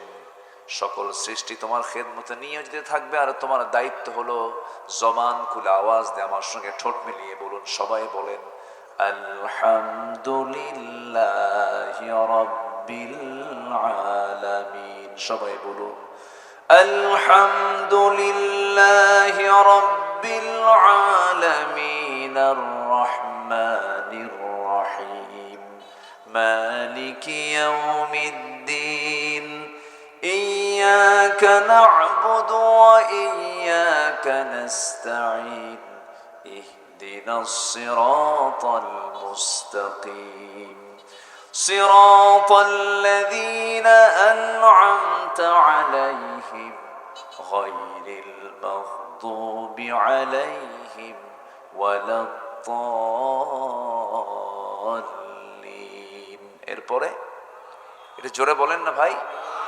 এই সূরার নাম কি বলুন? সূরাতুল ফাতিহা। গোটা কোরআনে যে বক্তব্য আছে, গোটা কালামে আল্লাহ রাব্বুল আলামিন যা বলে দিয়েছেন তার ভূমিকা হলো সূরাতুল ফাতিহা। এই সূরার মধ্যে মহান রাব্বুল আলামিন তার নিজের বড়ত্ব প্রকাশ করেছেন, নিজের শ্রেষ্ঠত্ব প্রকাশ করেছেন। এটাকে যদি আপনি দোয়া বলেন ভুল হবে না, আবার প্রশংসার সূরা বললেও ভুল হবে না। আল্লাহ রাব্বুল আলামিন বান্দার সাথে আল্লাহর যে কানেকশন এই সূরার মধ্য দিয়ে তা প্রমাণ করে দিয়েছেন। আমার আপনার জীবনের সব জায়গায় এক নাম্বার যে কাজটা সেটা হলো কারো প্রশংসা না করে জীবনের সকল জায়গায় প্রশংসা যার করা সেই প্রভুর নাম কি? চিল্লায় বলেন সেই প্রভুর নাম কি? জোরে বলেন সেই প্রভুর নাম কি? আল্লাহ। সে আল্লাহর নাম নেব আমরা এক সময় না সব সময়? আল্লাহ আমাকে অক্সিজেন দিচ্ছেন কি এক সময় না সব সময়? যে আল্লাহ আমাকে অক্সিজেন দিচ্ছেন সব সময়, আমার দায়িত্ব হলো সে আল্লাহর নাম আর জিকির করাও দরকার আমাদের এক সময় না সব সময়? শুক্রবার না সববার? কিন্তু এই জাতি কি বলেন? শুক্রবার। রাগ করতেছেন মনে হয়। আমি তো আজকে ভাবতেছিলাম যে আজকে মঞ্চে উঠতে পারবো কিনা। শহীদ ভাই বারবার চেষ্টা মানে চিন্তায় আছে। মাঝে বৃষ্টি হয়েছে একটু, হ্যাঁ কয়েক ফোঁটা বৃষ্টি হয়েছে সাতক্ষীরাতে। এই তরিক ভাই কই? তরিকুল ভাই কোথায়? সাতক্ষীরাতেও বৃষ্টি হয়েছে শুনলাম, প্রপারে নাকি ভালো বৃষ্টি হয়েছে। তো ভালো বৃষ্টি হলো তো আজকার এখানে বসার সুযোগ ছিল না, কারণ এই মাঠে হালকা একটু বৃষ্টি হলে মাহফিল হতো না। হয়তো মাঠ হলে, সবুজ মাঠ হলে সেটা ভিন্ন কথা, কিন্তু এটা তো ধুলাই মলিন জমি, পানি হলেই কর্দমাক্ত হয়ে যেত। আল্লাহ তাআলা সহজ করে দিয়েছেন। জোরে বলি ভাই সুবহানাল্লাহ, বলি আলহামদুলিল্লাহ। বড় কষ্ট হতো, হয়তো আমাদের মনটা খারাপ হয়ে যেত, কিন্তু না, ওয়াল কদরি খাইরিহি ওয়া শাররিহি মিনাল্লাহি তাআলা। যেটাই হোক না কেন বান্দার দায়িত্ব হচ্ছে কখনো আল্লাহর উপরে মনক্ষুণ্ণ হওয়া যাবে না। সন্তান হলেও যা, না হলেও তাই, দিলেও আবার নিলেও কোনো সমস্যা নাই। আর দেখেন আস্তে করে সমস্যা আমার দরকার হচ্ছে আমার আল্লাহর সন্তুষ্টি। তাহলে আমরা আল্লাহকে ডাকবো এক সময় না সব সময়? একবার না সববার? একদিন না সব দিন? এক রাত না সব রাত? কিন্তু আমার দেশে কোন রাত? শবে বরাত। আমার দেশে কোন রাত? শবে কদর। কিন্তু সহিহ হাদিস আসছে যদি কোনো বান্দা যে কোনো রাত্রিতে, যে কোনো রাত, মঙ্গলবার বলা যাবে না, বুধবারও বলা যাবে না, মঙ্গলবার বুধবারের মালিককে চিৎকার বলে বলুন, কে বলেন? আল্লাহ তাআলা। মঙ্গল নয়, বুধ নয়, শনি নয়, রবি নয়, শুক্রবার নয়, বৃহস্পতিবার নয়, 7 দিনের যে কোনো দিন, মাসের যে কোনো রাত, যদি কোনো বান্দা যদি 12টার পরে তাহাজ্জুদের সময়ে যদি কোনো বান্দা যদি ওযু বানায়া সিজদায় পড়ে কাঁদতে পারে, মহান রব্বুল আলামিন সেই সময় দুনিয়ার আকাশে এসে বলেন, বান্দারে আলা মিন মুস্তাগফিরিন ফাগফির আলা, কোন ক্ষমা প্রার্থী আছো, আমি তোমাকে এই সময় তোমার সব গুনাহগুলোকে মাফ করে দেব, ক্ষমা করে দেব। তাহলে কোন রাত কি মূল্যহীন? কোন রাতই মূল্যহীন নয়। আমরা সময়কে কাজে লাগাবো। জোরে বলি ইনশাআল্লাহ, জোরে বলি ইনশাআল্লাহ। রাতের বেলা যদি কোনো বান্দা কাঁদতে পারে, রাতের বেলা যদি কোনো বান্দা যদি চোখের পানি ফেলে যদি আল্লাহকে একবার সন্তুষ্ট করতে পারে, তার জন্য জাহান্নামটা হারাম হয়ে যাবে। যে চোখটি কাঁদে আল্লাহর ভয়ে, দিনের প্রহরায় রাত জেগে কাটে, জানো কি তুমি ওই দুটি চোখ যাবে না কখনো জাহান্নামে। যে চোখটি কাঁদে আল্লাহর ভয়ে, দিনের প্রহরায় রাত জেগে কাটে, জানো কি তুমি ওই দুটি চোখ যাবে না কখনো জাহান্নামে। কার ভয়ে কাঁদতে হবে? এখন এখন কান্দে যুবকরা কার জন্য? যুবকরা কিছু কয় না, কান্দে কিন্তু বালিশ ভিজে শেষ হয়ে যায়, ফোপায়া ফোপায়া কান্দে। ঠিক আছে কি না? কিন্তু এটা লস প্রজেক্ট। এই প্রজেক্ট কি লস? কি প্রজেক্ট? লস। এই কান্নায় কোনো লাভ নাই, সব হেরে যাবে, কিচ্ছু না। এগুলো সব প্রতারণা, মায়া মরিচিকা। সামান্য ক্ষণিকের কিছু টান, কিছু মোহাব্বত, কিছু ভালোবাসা, সব দৌড়াবে, সব পালায় যাবে। কিন্তু যিনি আমাকে কখনো ছাড়বেন না, যিনি আমাকে কখনো ভুলবেন না, তিনি কে? আমি আল্লাহকে বেশি ভালোবাসি না আল্লাহ আমাকে বেশি ভালোবাসেন? বলেন, আল্লাহ আমাকে বেশি ভালোবাসেন। কি ভালোবাসেন চিন্তা করেন। আল্লাহর আকাশের নিচে থেকে, আল্লাহর এই জমিনের উপরে থেকে নিষিদ্ধ কাজ জেনা, নিষিদ্ধ কাজ খুন, নিষিদ্ধ কাজ মাদক, নেশা, আল্লাহর জমিনে থেকে আল্লাহর দেওয়া অক্সিজেন নাকের মধ্যে গ্রহণ করে নিয়ে গোটা রাত ধরে একটা পরনারীর সাথে জেনার কাজে লিপ্ত হচ্ছে বান্দা। আর আমার আল্লাহ তাআলা কত বড় ধৈর্যশীল, তার নাকের ডগায় অক্সিজেন সরবরাহ করছে। আল্লাহু আকবার বলবেন না? বলেন তো, কি আমাকে বেশি ভালোবাসেন? বলেন, কি আমাকে বেশি ভালোবাসেন? আল্লাহ আমাকে বেশি ভালোবাসেন। সে আল্লাহর কাছে যদি আমরা প্রিয় বান্দা হতে চাই, ইবাদত করতে হবে। কি করতে হবে বলেন তো? ইবাদত করতে হবে, তার দাসত্ব মেনে নিতে হবে। কিন্তু ইবাদত তো করা হয়, কিন্তু ইবাদত কবুলের জন্য কিছু শর্ত আছে। সেই শর্ত যদি পূরণ না হয়, তাহলে আমার কোনো ইবাদত, কোনো চাওয়া, কোনো নামাজ, কোনো যাকাত, কোনো সালাত, কোনো দান সাদগা, কোনো কিছুই আমার কবুল হবে না। দোয়া কবুলের, ইবাদত কবুলের কিছু শর্ত আছে, সেই শর্তগুলো আমরা পূরণ করব। সেই শর্তগুলো আমি গোটা কোরআন থেকে খুঁজে খুঁজে আমি 10টা শর্ত খুঁজে পেয়েছি। এই 10টা শর্ত যদি কোনো বান্দা পূরণ করতে পারে, সে ব্যক্তি যা চাবে আল্লাহর কাছে আল্লাহ পাক সেই চাওয়াই কবুল করে নেবে। জোরে বলি সুবহানাল্লাহ। আমি কি একটাও বলেছি? তাহলে শুরু করব, আস্তে আস্তে শুরু করব। শুরু করা যায় তো? জোরে বলি ইনশাআল্লাহ। কয় খিরা এটা? 7 খিরা, 7 সংখ্যা। জাহান্নামের সংখ্যা কয়টা? 7টা। জাহান্নামকে বন্ধ করার জন্য, এই 7টা জাহান্নামের দরজাকে বন্ধ করার জন্য আমাকে আপনাকে কিছু শর্ত পূরণ করে ইবাদত করতে হবে। আমার দেশে কিছু সংখ্যা দিয়ে এলাকার নাম আছে না? এটা সাতক্ষীরার 7, কুড়িগ্রামের 20, ঠিক আছে না? 14 গ্রামের 14 নাকি? তাহলে 14 আছে, 20 আছে, 7ও আছে, আবার 8 গ্রামও আছে, আছে না? আবার ওদিকে 9 আছে না? 9 বেকি আছে। বিভিন্ন সংখ্যা দিয়ে 12 মাইল আছে, হ্যাঁ, 6 ঘড়ি আছে, 18 মাইল আছে, 12 বাজার আছে, 37 মাইল আছে, 30 মাইলও আছে, সবই আছে, 7 মাইলও আছে। আর আমার হোম টাউন হচ্ছে বগুড়া, সেখানে আবার কয়েক মাথা আছে, 4 মাথা, 3 মাথা, 2 মাথা, 7 মাথা, 6 মাথা, খালি মাথা। আচ্ছা, ওখানে কোনো মানে ধরটর নাই, সব শের, সব মাথা। সম্মানিত ভাইয়েরা, মানে স্থানের নামের তো কোনো আগাগোড়া নাই। তো আমার 7টা জাহান্নামের দরজা আমরা আমাদের জন্য ক্লোজ করব, তাহলে আমরা সফল হব। জোরে বলি ইনশাআল্লাহ। কি ওপেন করব না ক্লোজ করব? 7টা জাহান্নামের দরজা কি ওপেন করে ফেলবো না ক্লোজ করে ফেলবো? ক্লোজ, ক্লোজ, বন্ধ করতে হবে। ওপেন করলে তো বেকায়দা, আগুন এসে তা গায়ে লাগবে। বড় ভয়ঙ্কর জাহান্নামের আগুন। জাহান্নাম থেকে বাঁচতে হবে, সবচেয়ে বড় চ্যালেঞ্জ এটাই। জাহান্নাম থেকে বাঁচার জন্য আমাকে আপনাকে চেষ্টা করতে হবে। জাহান্নামে যাওয়ার কারণগুলো খুঁজে খুঁজে বের করে সেই জাহান্নামের কাজগুলো নিজের জীবন থেকে মাইনাস করতে হবে। মনোযোগ দিয়ে কথাগুলো শুনুন আমার বন্ধুগণ। আল্লাহ রাব্বুল আলামিন সূরা মুদ্দাসসিরের ভিতরে বলছেন, মা সালাকাকুম ফি সাকার ক্বালু লাম নাকু মিনাল মুসাল্লিন ওয়া লাম নাকু নুতঈমুল মিসকিন ওয়া কুন্না নাখুদু মা'আল খায়িদিন ওয়া কুন্না নুকাযযিবু বিয়াউমিদ্দিন হাত্তা আতানাল ইয়াকিন فما تنفعهم شفاعة الشافعين। জোরে বলুন আল্লাহু আকবার।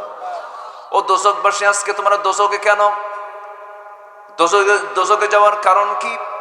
দোজখবাসী বলবে, জাহান্নামবাসী বলবে, আমরা 4টা কাজ করে আসি নাই, 4টা অপকর্মের সঙ্গে আমরা জড়িত ছিলাম, সেই জন্য আজকে আমরা দোজখে, জাহান্নামে। এর মধ্যে 1 নম্বর কারণ হলো আজান শুনেছি, কানে আজান পৌঁছেছে, কিন্তু আজান শোনার পরেও আমরা আল্লাহর ঘর মসজিদে যাই নাই, নামাজ পড়ি নাই। এমন লোক তো বাংলাদেশে খুঁজে পাওয়া যাবে না। আছে? বাস এই দেশে কি এমন লোক আছে যে নামাজ আজান শোনার সঙ্গে সঙ্গে মসজিদে যায় না? এমন লোক আছে? কম না বেশি? বলেন কম না বেশি?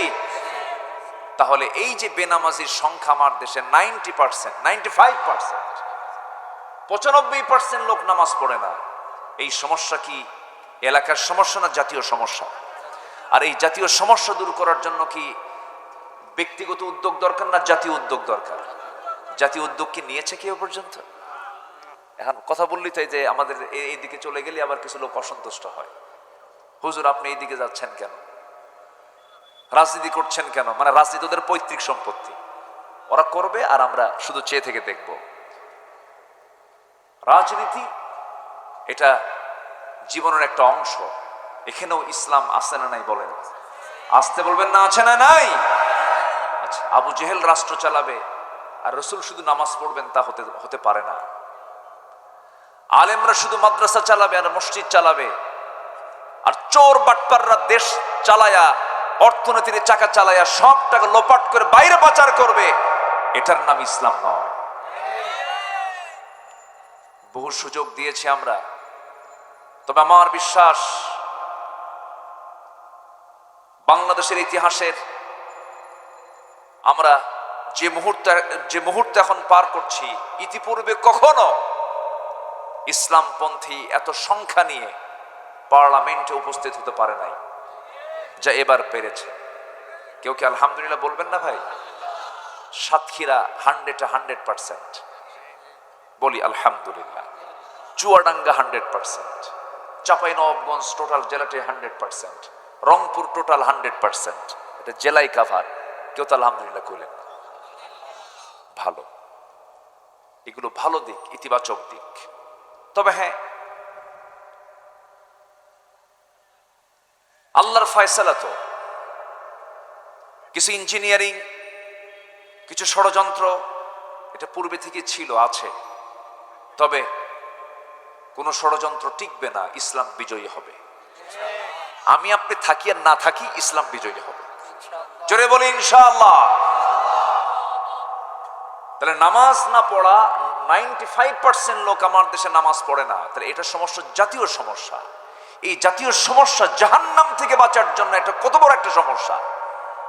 এই নামাজের ব্যাপারে জাতীয় কোনো উদ্যোগ এ পর্যন্ত জাতীয় কোনো নেতা নেয় নাই। কি বলেন? তাহলে জাতীয় নেতারা পরিচয় দিয়ে এই জাতিকে জাহান্নাম থেকে বাঁচার জন্য জাতীয় কোনো উদ্যোগ, এই নামাজের মতো একটা উদ্যোগ তারা এ পর্যন্ত গ্রহণ করে নাই। ব্যক্তিগত জীবনেও তারা নামাজ পড়ে কিনা তাও সন্দেহ, কারণ আগামীকাল ঈদুল আজহার জানাজা নামাজ।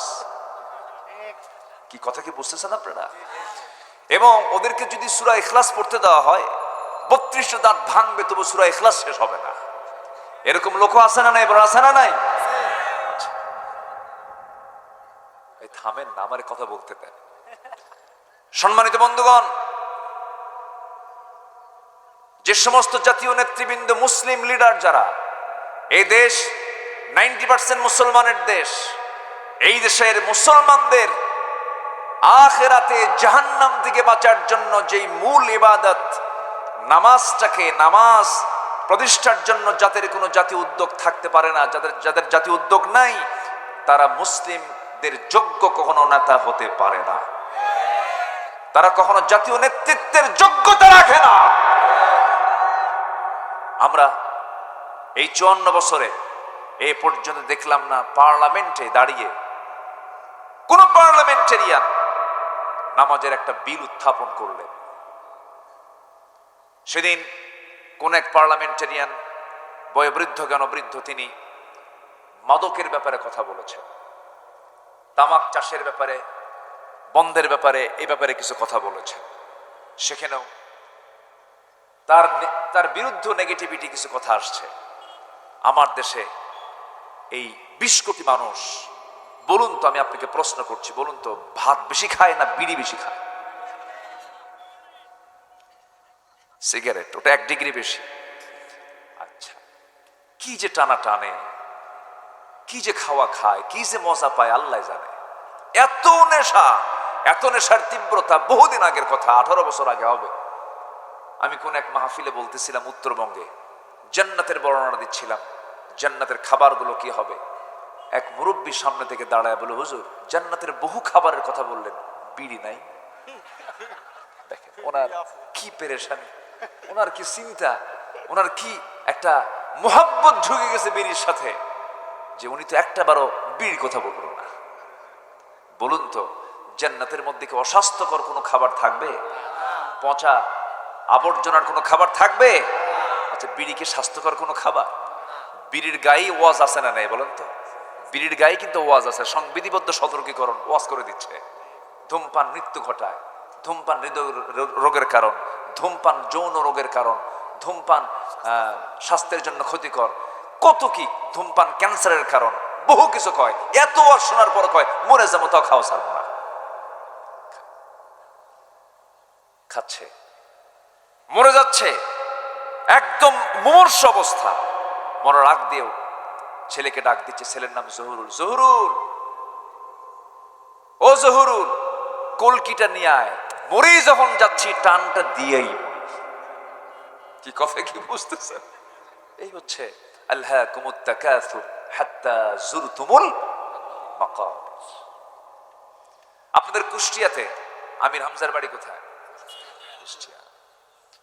তো ওর এলাকায়, ওনার এলাকায়, আমার জুনিয়র তো, খুব ইজিলি বলছি, আসলে আল্লাহ পাক তাকে সম্মান দিয়েছেন, ইজ্জত দিয়েছেন, মেম্বার অফ পার্লামেন্ট হয়েছেন। মানুষের জীবনের কিছু নেগেটিভ সাইড, কিছু ভুলভাল সাইড থাকতেই পারে, কিন্তু আমাদের চরিত্র কি জানেন? এদেশের জাতীয় চরিত্র হলো নিজের দোষ না খুঁজে অন্যের দোষ কেমনে বের করে, যারা খোঁচায় খোঁচা বের করে। আছে না নাই বলুন তো? আছে না নাই? ভালো কোনো কিছু খুঁজে পায় না, আর নিজের শুধু ভালো খোঁজে, আর অন্যের কি খোঁজে? খারাপটা খোঁজে। কিন্তু ইমানদারের পরিচয় কি? নিজের দোষ খুঁজে বের করে সংশোধন করা, আর অন্যের শুধু ভালো দেখা। অন্যের কি দেখা? ভালো দেখা। এটা আমাদের নেচারে নাই। তো ওনার এলাকায় প্রচুর তামাকের আবাদ হয়, প্রচুর তামাক। আমি এক চাষিকে ডাক দিলাম একদিন, তো তামাকের গাছ তো খুব মানে তরুতাজা, খুব মজবুত, মানে পাতাগুলো এত তরুতাজা। তো আমি তামাকগুলো দেখে আমি মনে করলাম যে এই তামাকের বেড়া নাই কেন, এই গাছগুলো লাগাইছে, বেড়া নাই, কিছু নাই, গরু ছাগল খায় তো শেষ করে ফেলবে। তো এক চাষিকে বললাম, ভাই আপনাদের এলাকায় যে এত তামাকের আবাদ, পাতাগুলো তো অনেক সবুজ পাতা, তো বেড়া দেন না কেন, গরু ছাগল খাবে তো? হুজুর এটা কুত্তাও খায় না। এটা কার? এন্তেকাল করলো কেন? বাতাসে পড়ে গেছে। কার এটা? থন ধুয়ে দেন, রাতে ধুয়ে দেন, ও থাকবে না, ওর গোড়া মজবুত না। আপনার এটা ছুঁয়ে দেন, আমার দিকে তাকান। তো দেখেন তাহলে এই তামাক পাতার ক্ষতিকর দিক, গরু ছাগল এই অবলা জন্তু যাদের কোনো সেন্স নাই, বিবেক নাই, অবলা জন্তু এ বোঝে যে এটার ক্ষতিকর দিকটা কি। তাহলে তামাকের ক্ষতিকর দিকটা 4 পা বোঝে, কয় পা বোঝে না? বরং কয় পা বোঝে না? মানুষ বোঝে না, খায়। আমার বন্ধুগণ, আমার নবীজি আল্লাহর দরবারে প্রার্থনা করছেন, আম্মা জান আয়েশা সিদ্দিকাও প্রার্থনা করছেন। এক পর্যায়ে আল্লাহর দরবার থেকে চূড়ান্ত সিদ্ধান্ত হয়ে গেছে, আয়াত নাজিল হয়ে গেছে, ইন্নাল্লাযীনা জাউ বিল ইফকি উসবাতুম মিনকুম। হে রাসূল, আয়েশার ব্যাপারে যে সমস্ত কথাগুলো আপনার কানকে ভারী করে দিয়েছে, আপনি এই ব্যাপারে কোনো চিন্তান্বিত হবেন না। আল্লাহর পক্ষ থেকে চূড়ান্ত সিদ্ধান্ত হয়ে গেছে, আয়েশা কোনো দোষী নয়, আয়েশা পুত পবিত্র একটা নারী, তার প্রতি মিথ্যা চাপায়া দেওয়া হয়েছে। জোরকান সুবহানাল্লাহ। আমার নবীজির কাছে আয়াত নাজিল হলো, তাহলে আয়াত নাজিল হওয়ার পর রাসূল জানতে পারলেন তার কোনো দোষ নাই। এখন বলেন তো, আমার নবীজি কি গায়েব জানতেন? আস্তে কয়, আমার নবী কি গায়েব জানতেন? যদি গায়েব জানতেন তাহলে কি হতো? প্রথম দিনে বলতেন, আয়েশা এগুলো ফালতু কথা, তুমি থাকো তো, বিশ্বাসী করুন আমি জানি এগুলো ফালতু কথা।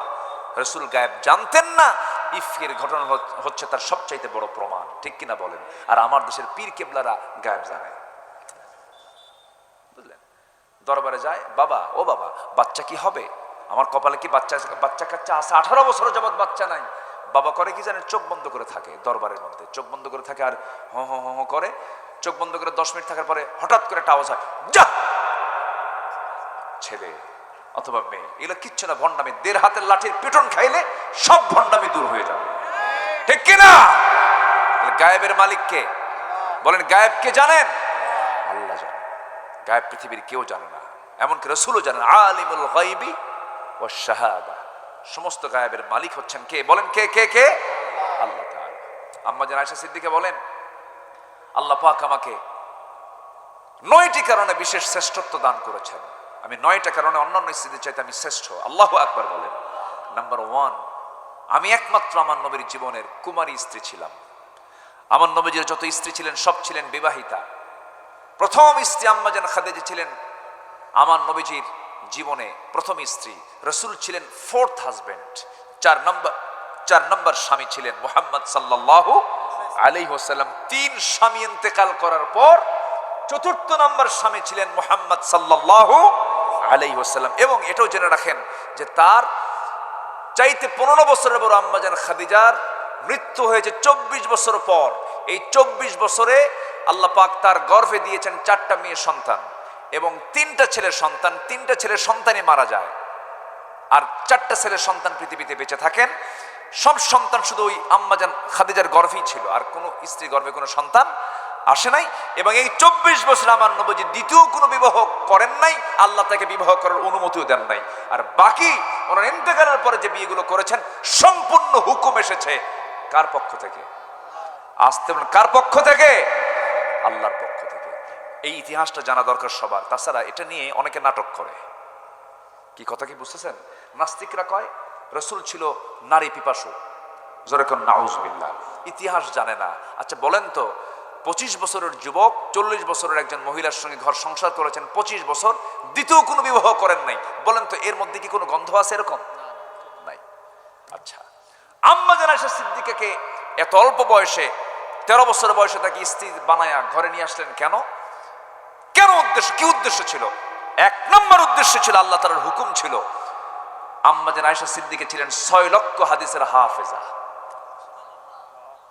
আমার রাসূল বলেছেন, দিনের আলোতে যা কিছু করি সাহাবীরা সব আমার উম্মতকে জানিয়ে দাও, সবাইকে জানিয়ে দাও, বিশ্ববাসীকে জানিয়ে দাও।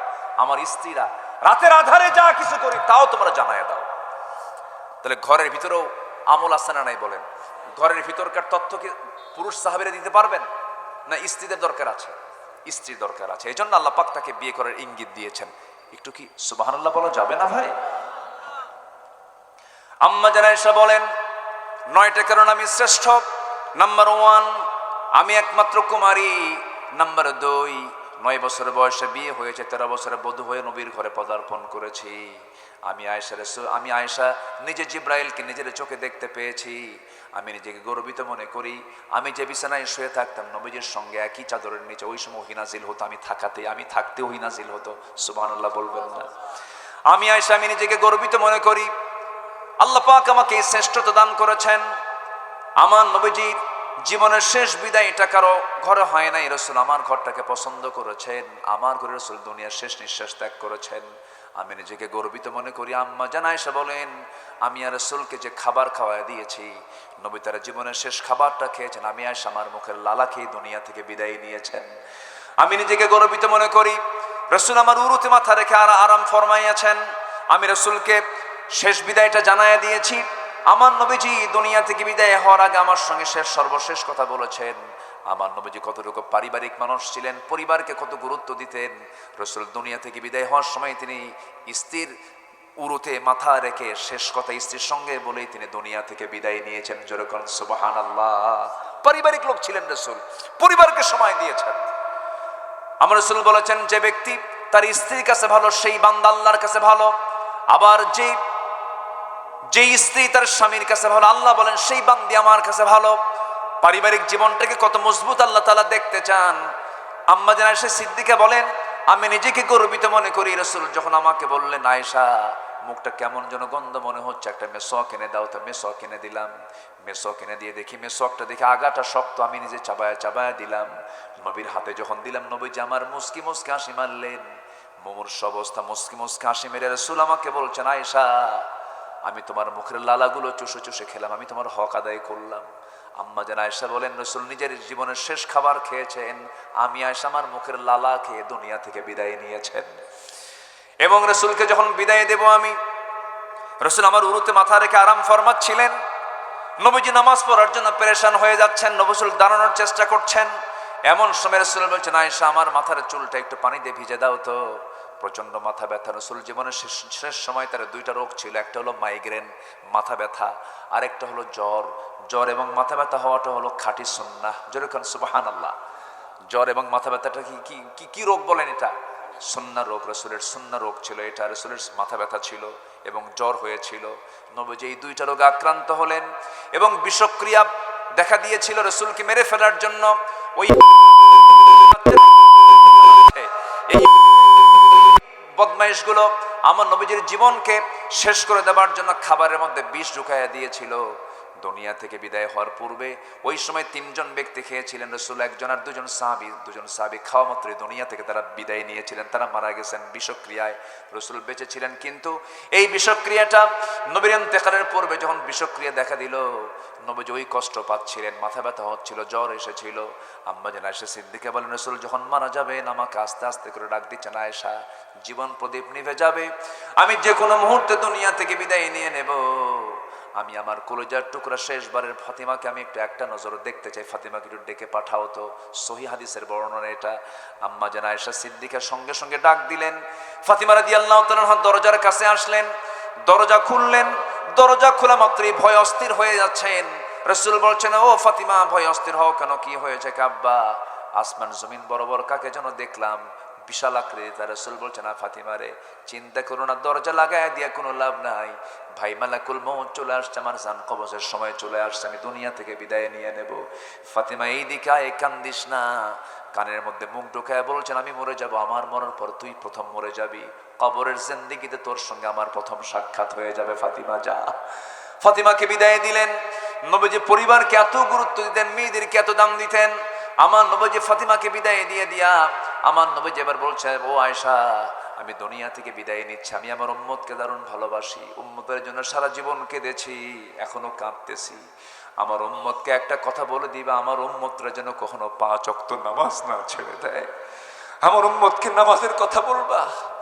আসসালাত আসসালাত আইমা মালাকাত আইমানুকুম, নামাজ নামাজ। আর আমার উম্মত যেন কখনো এক ওয়াক্ত নামাজ যেন না ছেড়ে দেয়, নামাজটা যেন পড়ে।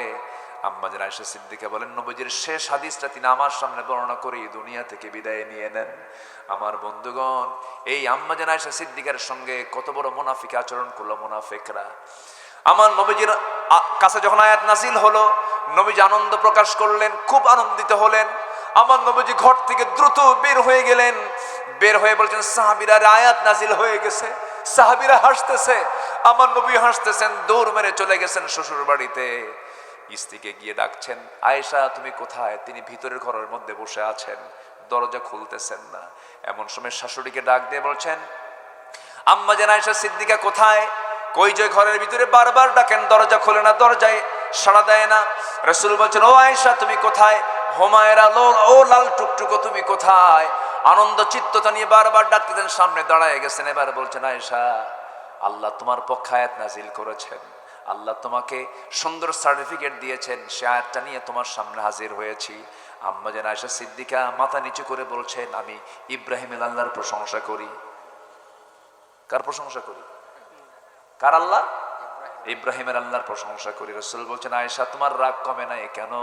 তুমি ইব্রাহিমের আল্লাহ কইছো, তুমি ইব্রাহিম পর্যন্ত চলে গেছো, তোমার মনটা এখনো খারাপ আছে।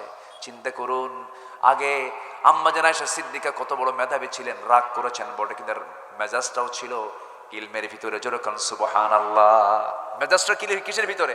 ইলমের ভিতরে, জ্ঞানের মধ্যে। কি সুন্দর করে হেকমাপূর্ণ একটা একটু রাগ যা আছে তার, একটু যে মনক্ষুণ্ণতা আছে, একটু যে মানে আবেগ তাড়িত হয়ে বলে ফেললেন যে আমি ইব্রাহিমের আল্লাহর প্রশংসা করি। রাসূল বলছেন, হুমায়রা আয়েশা আমি টের পেয়েছি তুমি আমার প্রতি একটু তুমি মানে অনুরাগ নিয়ে আছো, আমি বুঝতে পেরেছি তুমি সরাসরি ইব্রাহিমের আল্লাহর পরে চলে গেছো। আলহামদুলিল্লাহ বলবেন না?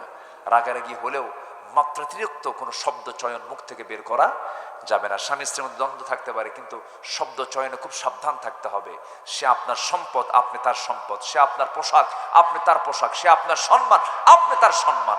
এখানে সম্মান হানিকর কোনো আচরণ করা যাবে না। আপনার শক্তি গায়ে একটু বেশি, চটথাপ্পড় মারলেন না, এটা কোনো সমাধান নয়। আপনার শক্তি একটু, আপনার মেয়েদের মুখের কথার পরিমাণটা একটু বেশি, আপনি বেশি কথা বলে তাকে ছোট করলেন, এটাও করা যাবে না। এর মধ্যে ভারসাম্য বজায় রাখতে হুকুম করেছেন যিনি, তিনি আমার কে? আল্লাহ পাক সবাইকে বোঝার তৌফিক দান করুন। জোরে বলি আল্লাহুম্মা আমিন। সময় যে কেমনে আজকে চলে গেল আমি বুঝলাম না, বহুত সময় চলে গেছে। যতটুকু হয়েছে বলি আলহামদুলিল্লাহ। অনেক রাত হয়েছে, বলে ফেলি আলহামদুলিল্লাহ। আগামীতে মাহফিল হোক, সবাই চান না? আপনারা সবাই চান না? আমার মেম্বার ভাই তরিক ভাই কি মন খারাপ করছে নাকি? তরিকুল ভাই মন খারাপ করেন না? আচ্ছা যাক, আলহামদুলিল্লাহ। সবাই বসেন, আমরা কি উঠবো না? এই যে ভাই বসেন। যে সময় মানুষ আসে মাহফিলে সেই সময়টাই আজকে মানে বৃষ্টির সময় ছিল, একটা আকাশ থেকে একটা বৃষ্টির একটা ভাব ছিল। মানুষ যে সময় আসবে মাহফিলে সেই সময় এই বাধাটার সম্মুখীন হয়েছে। এই জন্য মানুষ অনেকে আসতে পারেন নাই, দ্বিধাদ্বন্দ্বে পড়েছিলেন যে কি হয়, যাব কিনা। মানুষ তো একটু আকাশের। আর গতকালকে আমরা দোয়া করবো, দোয়ার মধ্যে আমরা এই দোয়াটাও করব। গতকালকে গোটা দেশে 29 জন আল্লাহর গোলাম বজ্রপাতে শাহাদত বরণ করেছেন। বলবো যদি ইমানে হালত না হয় তাদের মৃত্যুটা হবে কি? শহীদ হবে। যারা শুক্রবারে মারা যায়, যারা কি বলে আগুনে পড়ে মারা যায়, বজ্রপাতে মারা যায়, পানিতে পড়ে মারা যায়, পেটের রোগে মারা যায়, সই হাদিসের বর্ণনা, আল্লাহ পাক তাদেরকে শহীদের মর্যাদা দিয়ে দেন। যে এই বজ্রপাতের ভিতরে আকাশ যদি একটু ডাকাডাকি করে সেই সময় কিন্তু মানুষ একটু ইতস্তবোধ হয় যে যাবো কি যাব না। এবং সরকারের নির্দেশনাও কিন্তু আসছে এই সময়, এই বজ্রপাতের সময়, বৈশাখের সময় ঘর থেকে বের হবেন না, এই হবেন না, কোনো আওয়াজ পেলে বের হবেন না। যারা আসেন নাই তারা গুনাহগার না, তারা ভালোই আছে, আলহামদুলিল্লাহ, সমস্যা নাই। যারা আসছেন তারাও ভালো, আলহামদুলিল্লাহ। আমরা এখন দোয়ার দিকে যাবো। আমরা চাইবো কার কাছে বলেন তো? আমরা আল্লাহর কাছে চাবো। সবাই বলি সুবহানাকাল্লাহুম্মা ওয়া বিহামদিকা আশহাদু আল্লা ইলাহা ইল্লা আনতা আস্তাগফিরুকা ওয়া আতুবু ইলাইকা। জি, আমাকে এই প্রসঙ্গ, আমি তো হিংসার ব্যাপারে কথা বলেছি, হয়তো আলোচনা হয়তো এরকম ভাবে হয়তো শোনা গভীরভাবে হয়নি, আমি ইঙ্গিত দিয়েছি ভাই ভাইয়ের যে সম্পর্ক। আচ্ছা বলেন তো, কোর্টে মামলা কাদের বেশি? বলেন বলেন বলেন। এবং সম্পদ বন্টন হয় কাদের মাঝে? ভাই বোন, এদের মাঝেই তো হয়।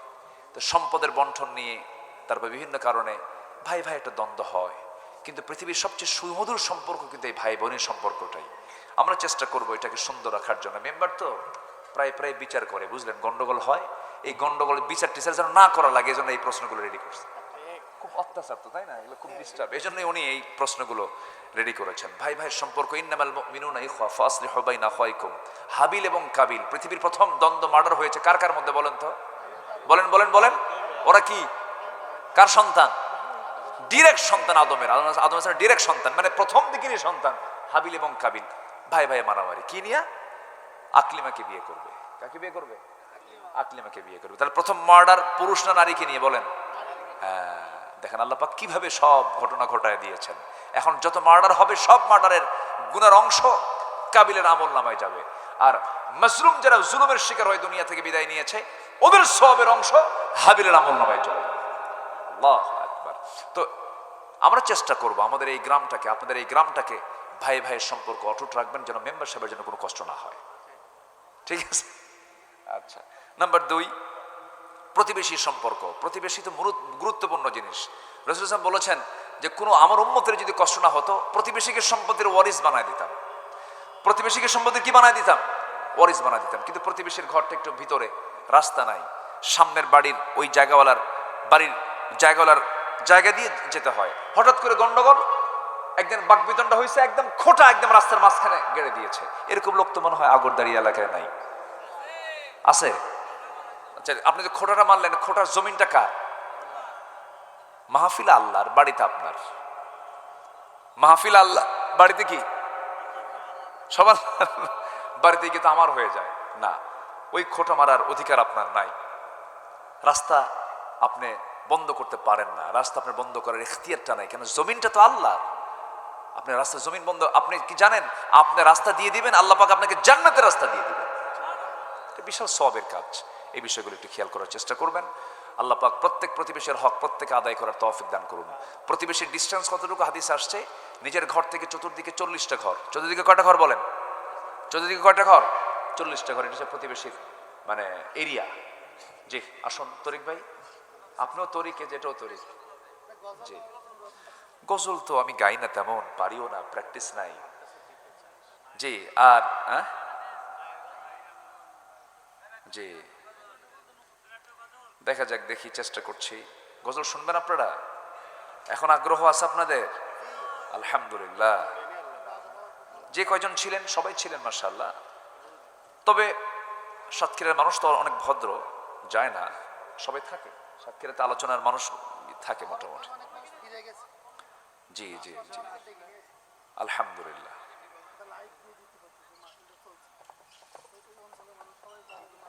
একজন মুজাহিদ কখনো বসে থাকে না, বসে থাকে না।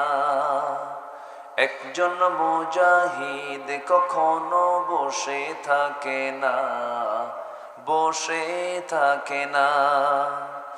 যত আসুক বাধা, যত আসুক বিপদ, ভেঙে পড়ে না, ভেঙে পড়ে না। একজন মুজাহিদ কখনো বসে থাকে না, বসে থাকে না। অর্থবিত্ত নাইবা থাকলো তার, নাইবা থাকলো সাজানো সংসার, তবু সে হয় না হতাশ, তবু সে হয় না হতাশ। মুষড়ে পড়ে না, মুষড়ে পড়ে না। একজন মুজাহিদ কখনো বসে থাকে না, বসে থাকে না। একজন মুজাহিদ জীবনের আসল সত্য জানে, তাই অবিরাম ছুটে চলে সঠিক লক্ষ্য পানে। শক্তি সম্বল নাইবা থাকলো তার, দুশ্মন হলো না হয় বেসুমার। শক্তি সম্বল নাইবা থাকলো তার, দুশ্মন হলো না হয় বেসুমার। সামনে থাকলো হাজার পাহাড় তার, দুশ্মন হলো না হয় বেসুমার। তবুও সে সামনে চলে, তবুও সে সামনে চলে, থমকে দাঁড়ায় না, থমকে দাঁড়ায় না। একজন মুজাহিদ কখনো বসে থাকে না, বসে থাকে না।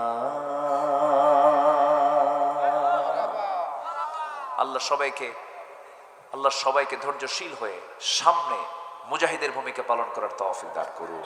জি, আসুন আমরা আল্লাহর কাছে চাবো, আল্লাহর কাছে প্রার্থনা করব, দোয়া। শেষে মাদ্রাসার জন্য আমরা একটু দোয়া চাই। মাদ্রাসায় আমাদের নিজের সন্তানকে দেব, নিজের সন্তানকে মানে প্রতিষ্ঠানে পড়াবো, সন্তানকে আগে কোরআনের সবকটা দেবো, জোরে বলি ইনশাআল্লাহ। মাদ্রাসার শিক্ষা যেন মজবুত হয়, দেশে যত মাদ্রাসার শিক্ষার হারটা বাড়বে দেশের নৈতিকতার মানটা তত মজবুত হবে। আল্লাহ তুমি সবাইকে, সব গার্ডিয়ানকে বোঝার তৌফিক তুমি আল্লাহ দিয়ে দাও। আসুন, আর যদি কেউ শেষে যদি মাদ্রাসার জন্য কেউ কিছু দিতে চান আন্তরিকতা নিয়ে, অনেকে দিয়েছেন, অনেকে দান করেছেন, দিতে পারবেন ইনশাআল্লাহ, এখানে দিয়ে যেতে পারবেন ইনশাআল্লাহ। দোয়া আল্লাহুম্মা আমিন। ربنا ظلمنا أنفسنا وإن لم تغفر لنا وترحمنا لنكونن من الخاسرين। গভীর রাত, নিঝুম রাত, ঝিমানো রাত্রিতে আয় আল্লাহ তাআলা এই বৈশাখের কেমন যেন একটা প্রতিকূল আবহাওয়ার মাঝে আমরা পড়েছিলাম। তোমার ফয়সালা, সর্বশেষে তোমার সুন্দর সমাধান তুমি আল্লাহ দিয়েছ। মাহফিলটাকে তুমি আল্লাহ মেহেরবানি করে দয়া করে কবুল আর মঞ্জুর করে নাও। আমরা যারা আমিন আমিন করছি, মেহেরবানি করে আমাদের নিজেদের সবার জিন্দেগীর সমস্ত গুনাহগুলোকে তুমি আল্লাহ মাফ করে দাও। আব্বা আম্মা যারা দুনিয়া থেকে বিদায় নিয়েছেন, জিন্দেগীর গুনাহগুলো মাফ করে দাও, কবরগুলোকে জান্নাতের বাগিচা বানায়া দাও। আব্বা আম্মার জন্য কি দোয়া তাও শিখিয়ে দিয়েছো, দিল থেকে সবাই বলুন রব্বিরহামহুমা কামা রব্বায়ানি সগীরা, রব্বিরহামহুমা কামা রব্বায়ানি সগীরা।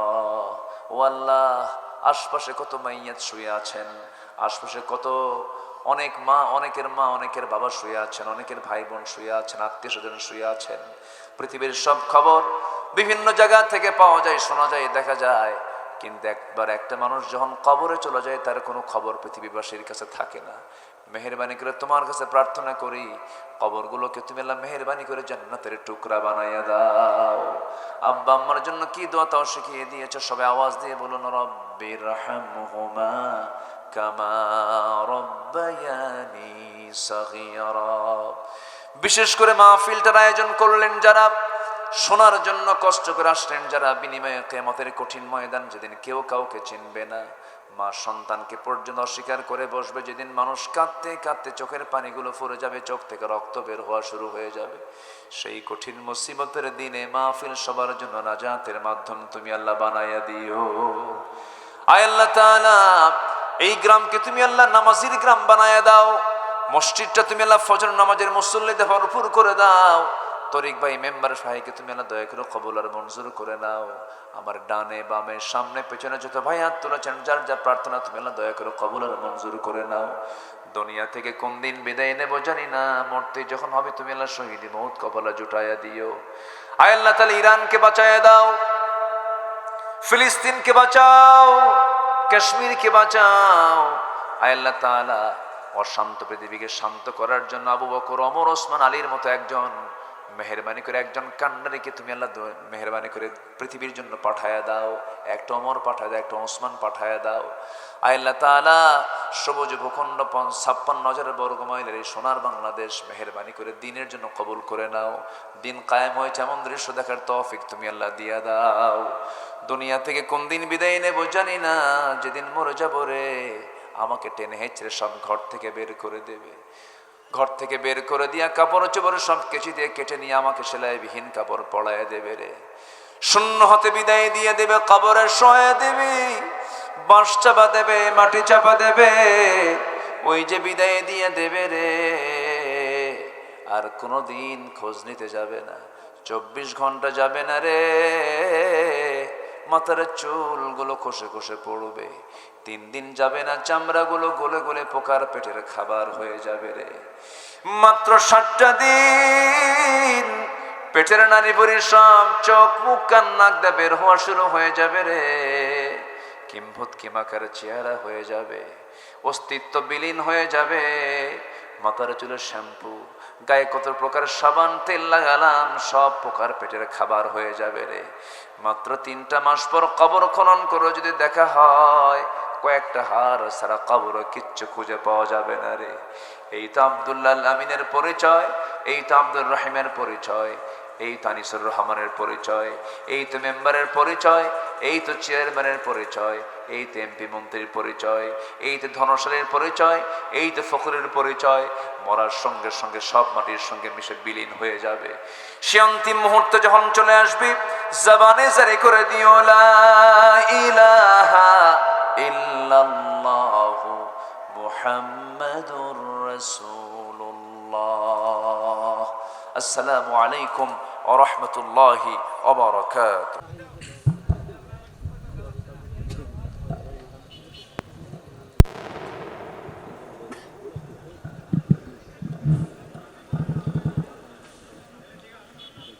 السلام عليكم ورحمة الله وبركاته. السلام عليكم ورحمة الله وبركاته. إن الحمد لله الأكرم الذي خلق الإنسان وكرم وعلمه من البيان ما لم يعلم، فسبحان الذي لا يحصى امتنانه باللسان ولا بالقلم. نشهد أن لا إله إلا الله وحده لا شريك له، ونشهد أن سيدنا وحبيبنا ومولانا محمدا عبده ورسوله الذي أرسله بالحق بشيرا ونذيرا وداعيا إلى الله بإذنه وسراجا منيرا. فقد قال الله تعالى في كلامه المجيد وفرقانه الحميد: أعوذ بالله من الشيطان الرجيم. بسم الله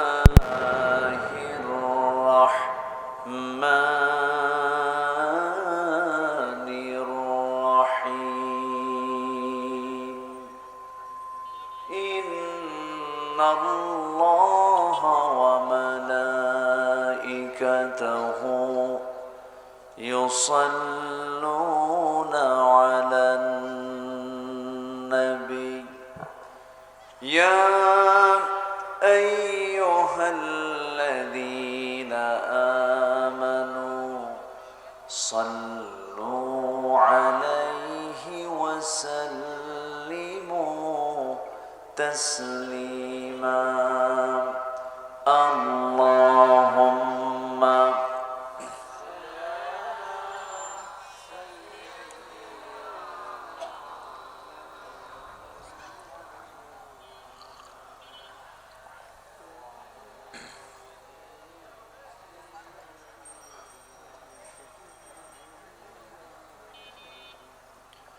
একটু আওয়াজ দিয়ে নবীর প্রেমে মাতোয়ারা হয়ে জবান খুলে জোরালো কণ্ঠে সবাই বলুন আল্লাহুম্মা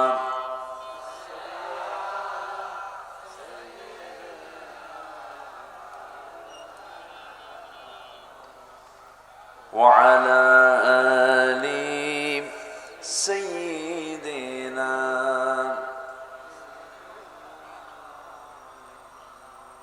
প্রাণের অধিক বেশি যার দাম, রাহমাতুল লিল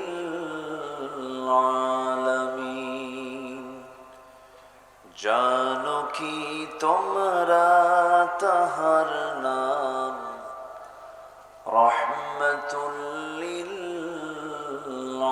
আলামিন।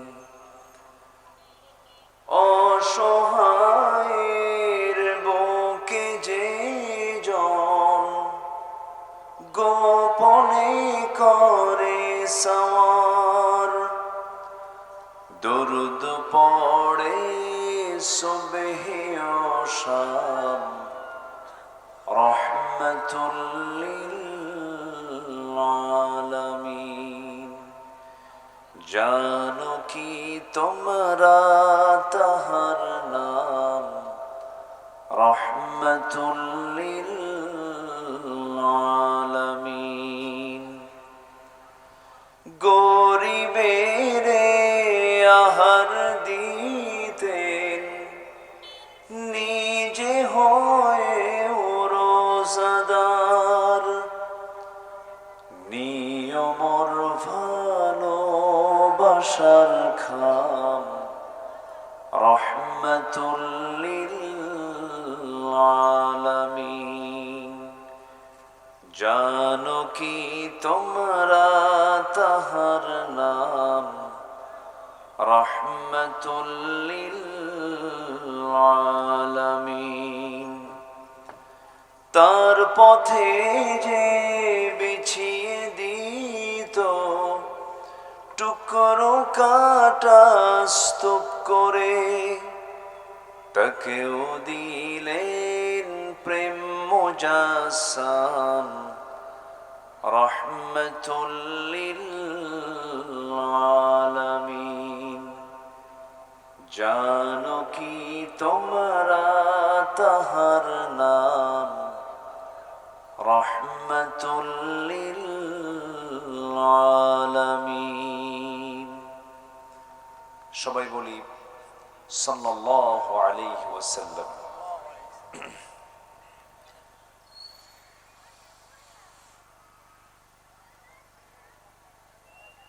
পৃথিবীর সকল সৌন্দর্যের মাঝে এক অনন্য সৌন্দর্য সুন্দরবন লাগোয়া অঞ্চল, বৃহত্তর খুলনার সাতক্ষীরা জেলার সদর উপজেলার মাদ্রাসাতুল জান্নাহ দাখিল মাদ্রাসা, মাদ্রাসাতুল জান্নাহ এতিমখানা কমপ্লেক্স এর যৌথ উদ্যোগে আয়োজিত ৩০তম তাফসীর মাহফিল ২০২৬ বৈশাখের এই প্রতিকূল বৈরী আবহাওয়ার মাঝে অনুষ্ঠিত আজকের এই তাফসীর মাহফিলের সম্মানিত সুযোগ্য সভাপতি জনাব আলী হাসান, আজকের মাহফিলের বরেণ্য প্রধান অতিথি উস্তাজুল আসাতিজা, প্রখ্যাত শিক্ষাবিদ, সাতক্ষীরা ২ নির্বাচনী আসনের মাননীয় সংসদ সদস্য জননেতা মুহাদ্দিস আব্দুল খালিক সাহেব কথা বলেছেন। নন্দিত আলেমে দ্বীন মুহতারাম মাওলানা আবু যার গফারি, মাওলানা আব্দুল কুদ্দুস সাহেব সহ উপস্থিত সম্মানিত মেহমানবৃন্দ, সার্বিক পরিচালনায় ইউপি সদস্য জনাব তরিকুল ইসলাম, সামনে উপস্থিত দূরে কাছের বিভিন্ন স্থান থেকে ছুটে আসা কালিমার ঝান্ডাবাহী, তাওহীদের পতাকাবাহী, দ্বীন ইসলামের নরসারদুল বীর মুজাহিদ, প্রাণপ্রিয় সম্মানিত দ্বীনী ভাইরা, আড়ালে বসে আছেন শ্রদ্ধেয়া সম্মানিতা মা বোনেরা। আলোচনার সূচনায় আনুষ্ঠানিকতার মধ্য দিয়ে আমার পক্ষ থেকে আবারও সালাম, আসসালামু আলাইকুম ওয়া রাহমাতুল্লাহি ওয়া বারাকাতুহু। সবাই কেমন আছেন বলুন? আমাকে প্রশ্ন করলেন, আল্লাহ তাআলা আমাকে আপনার মতোই তো রেখেছেন, বলি আলহামদুলিল্লাহ। সম্মানিত উপস্থিতি, মহান রব্বুল আলামিনের শুকরিয়া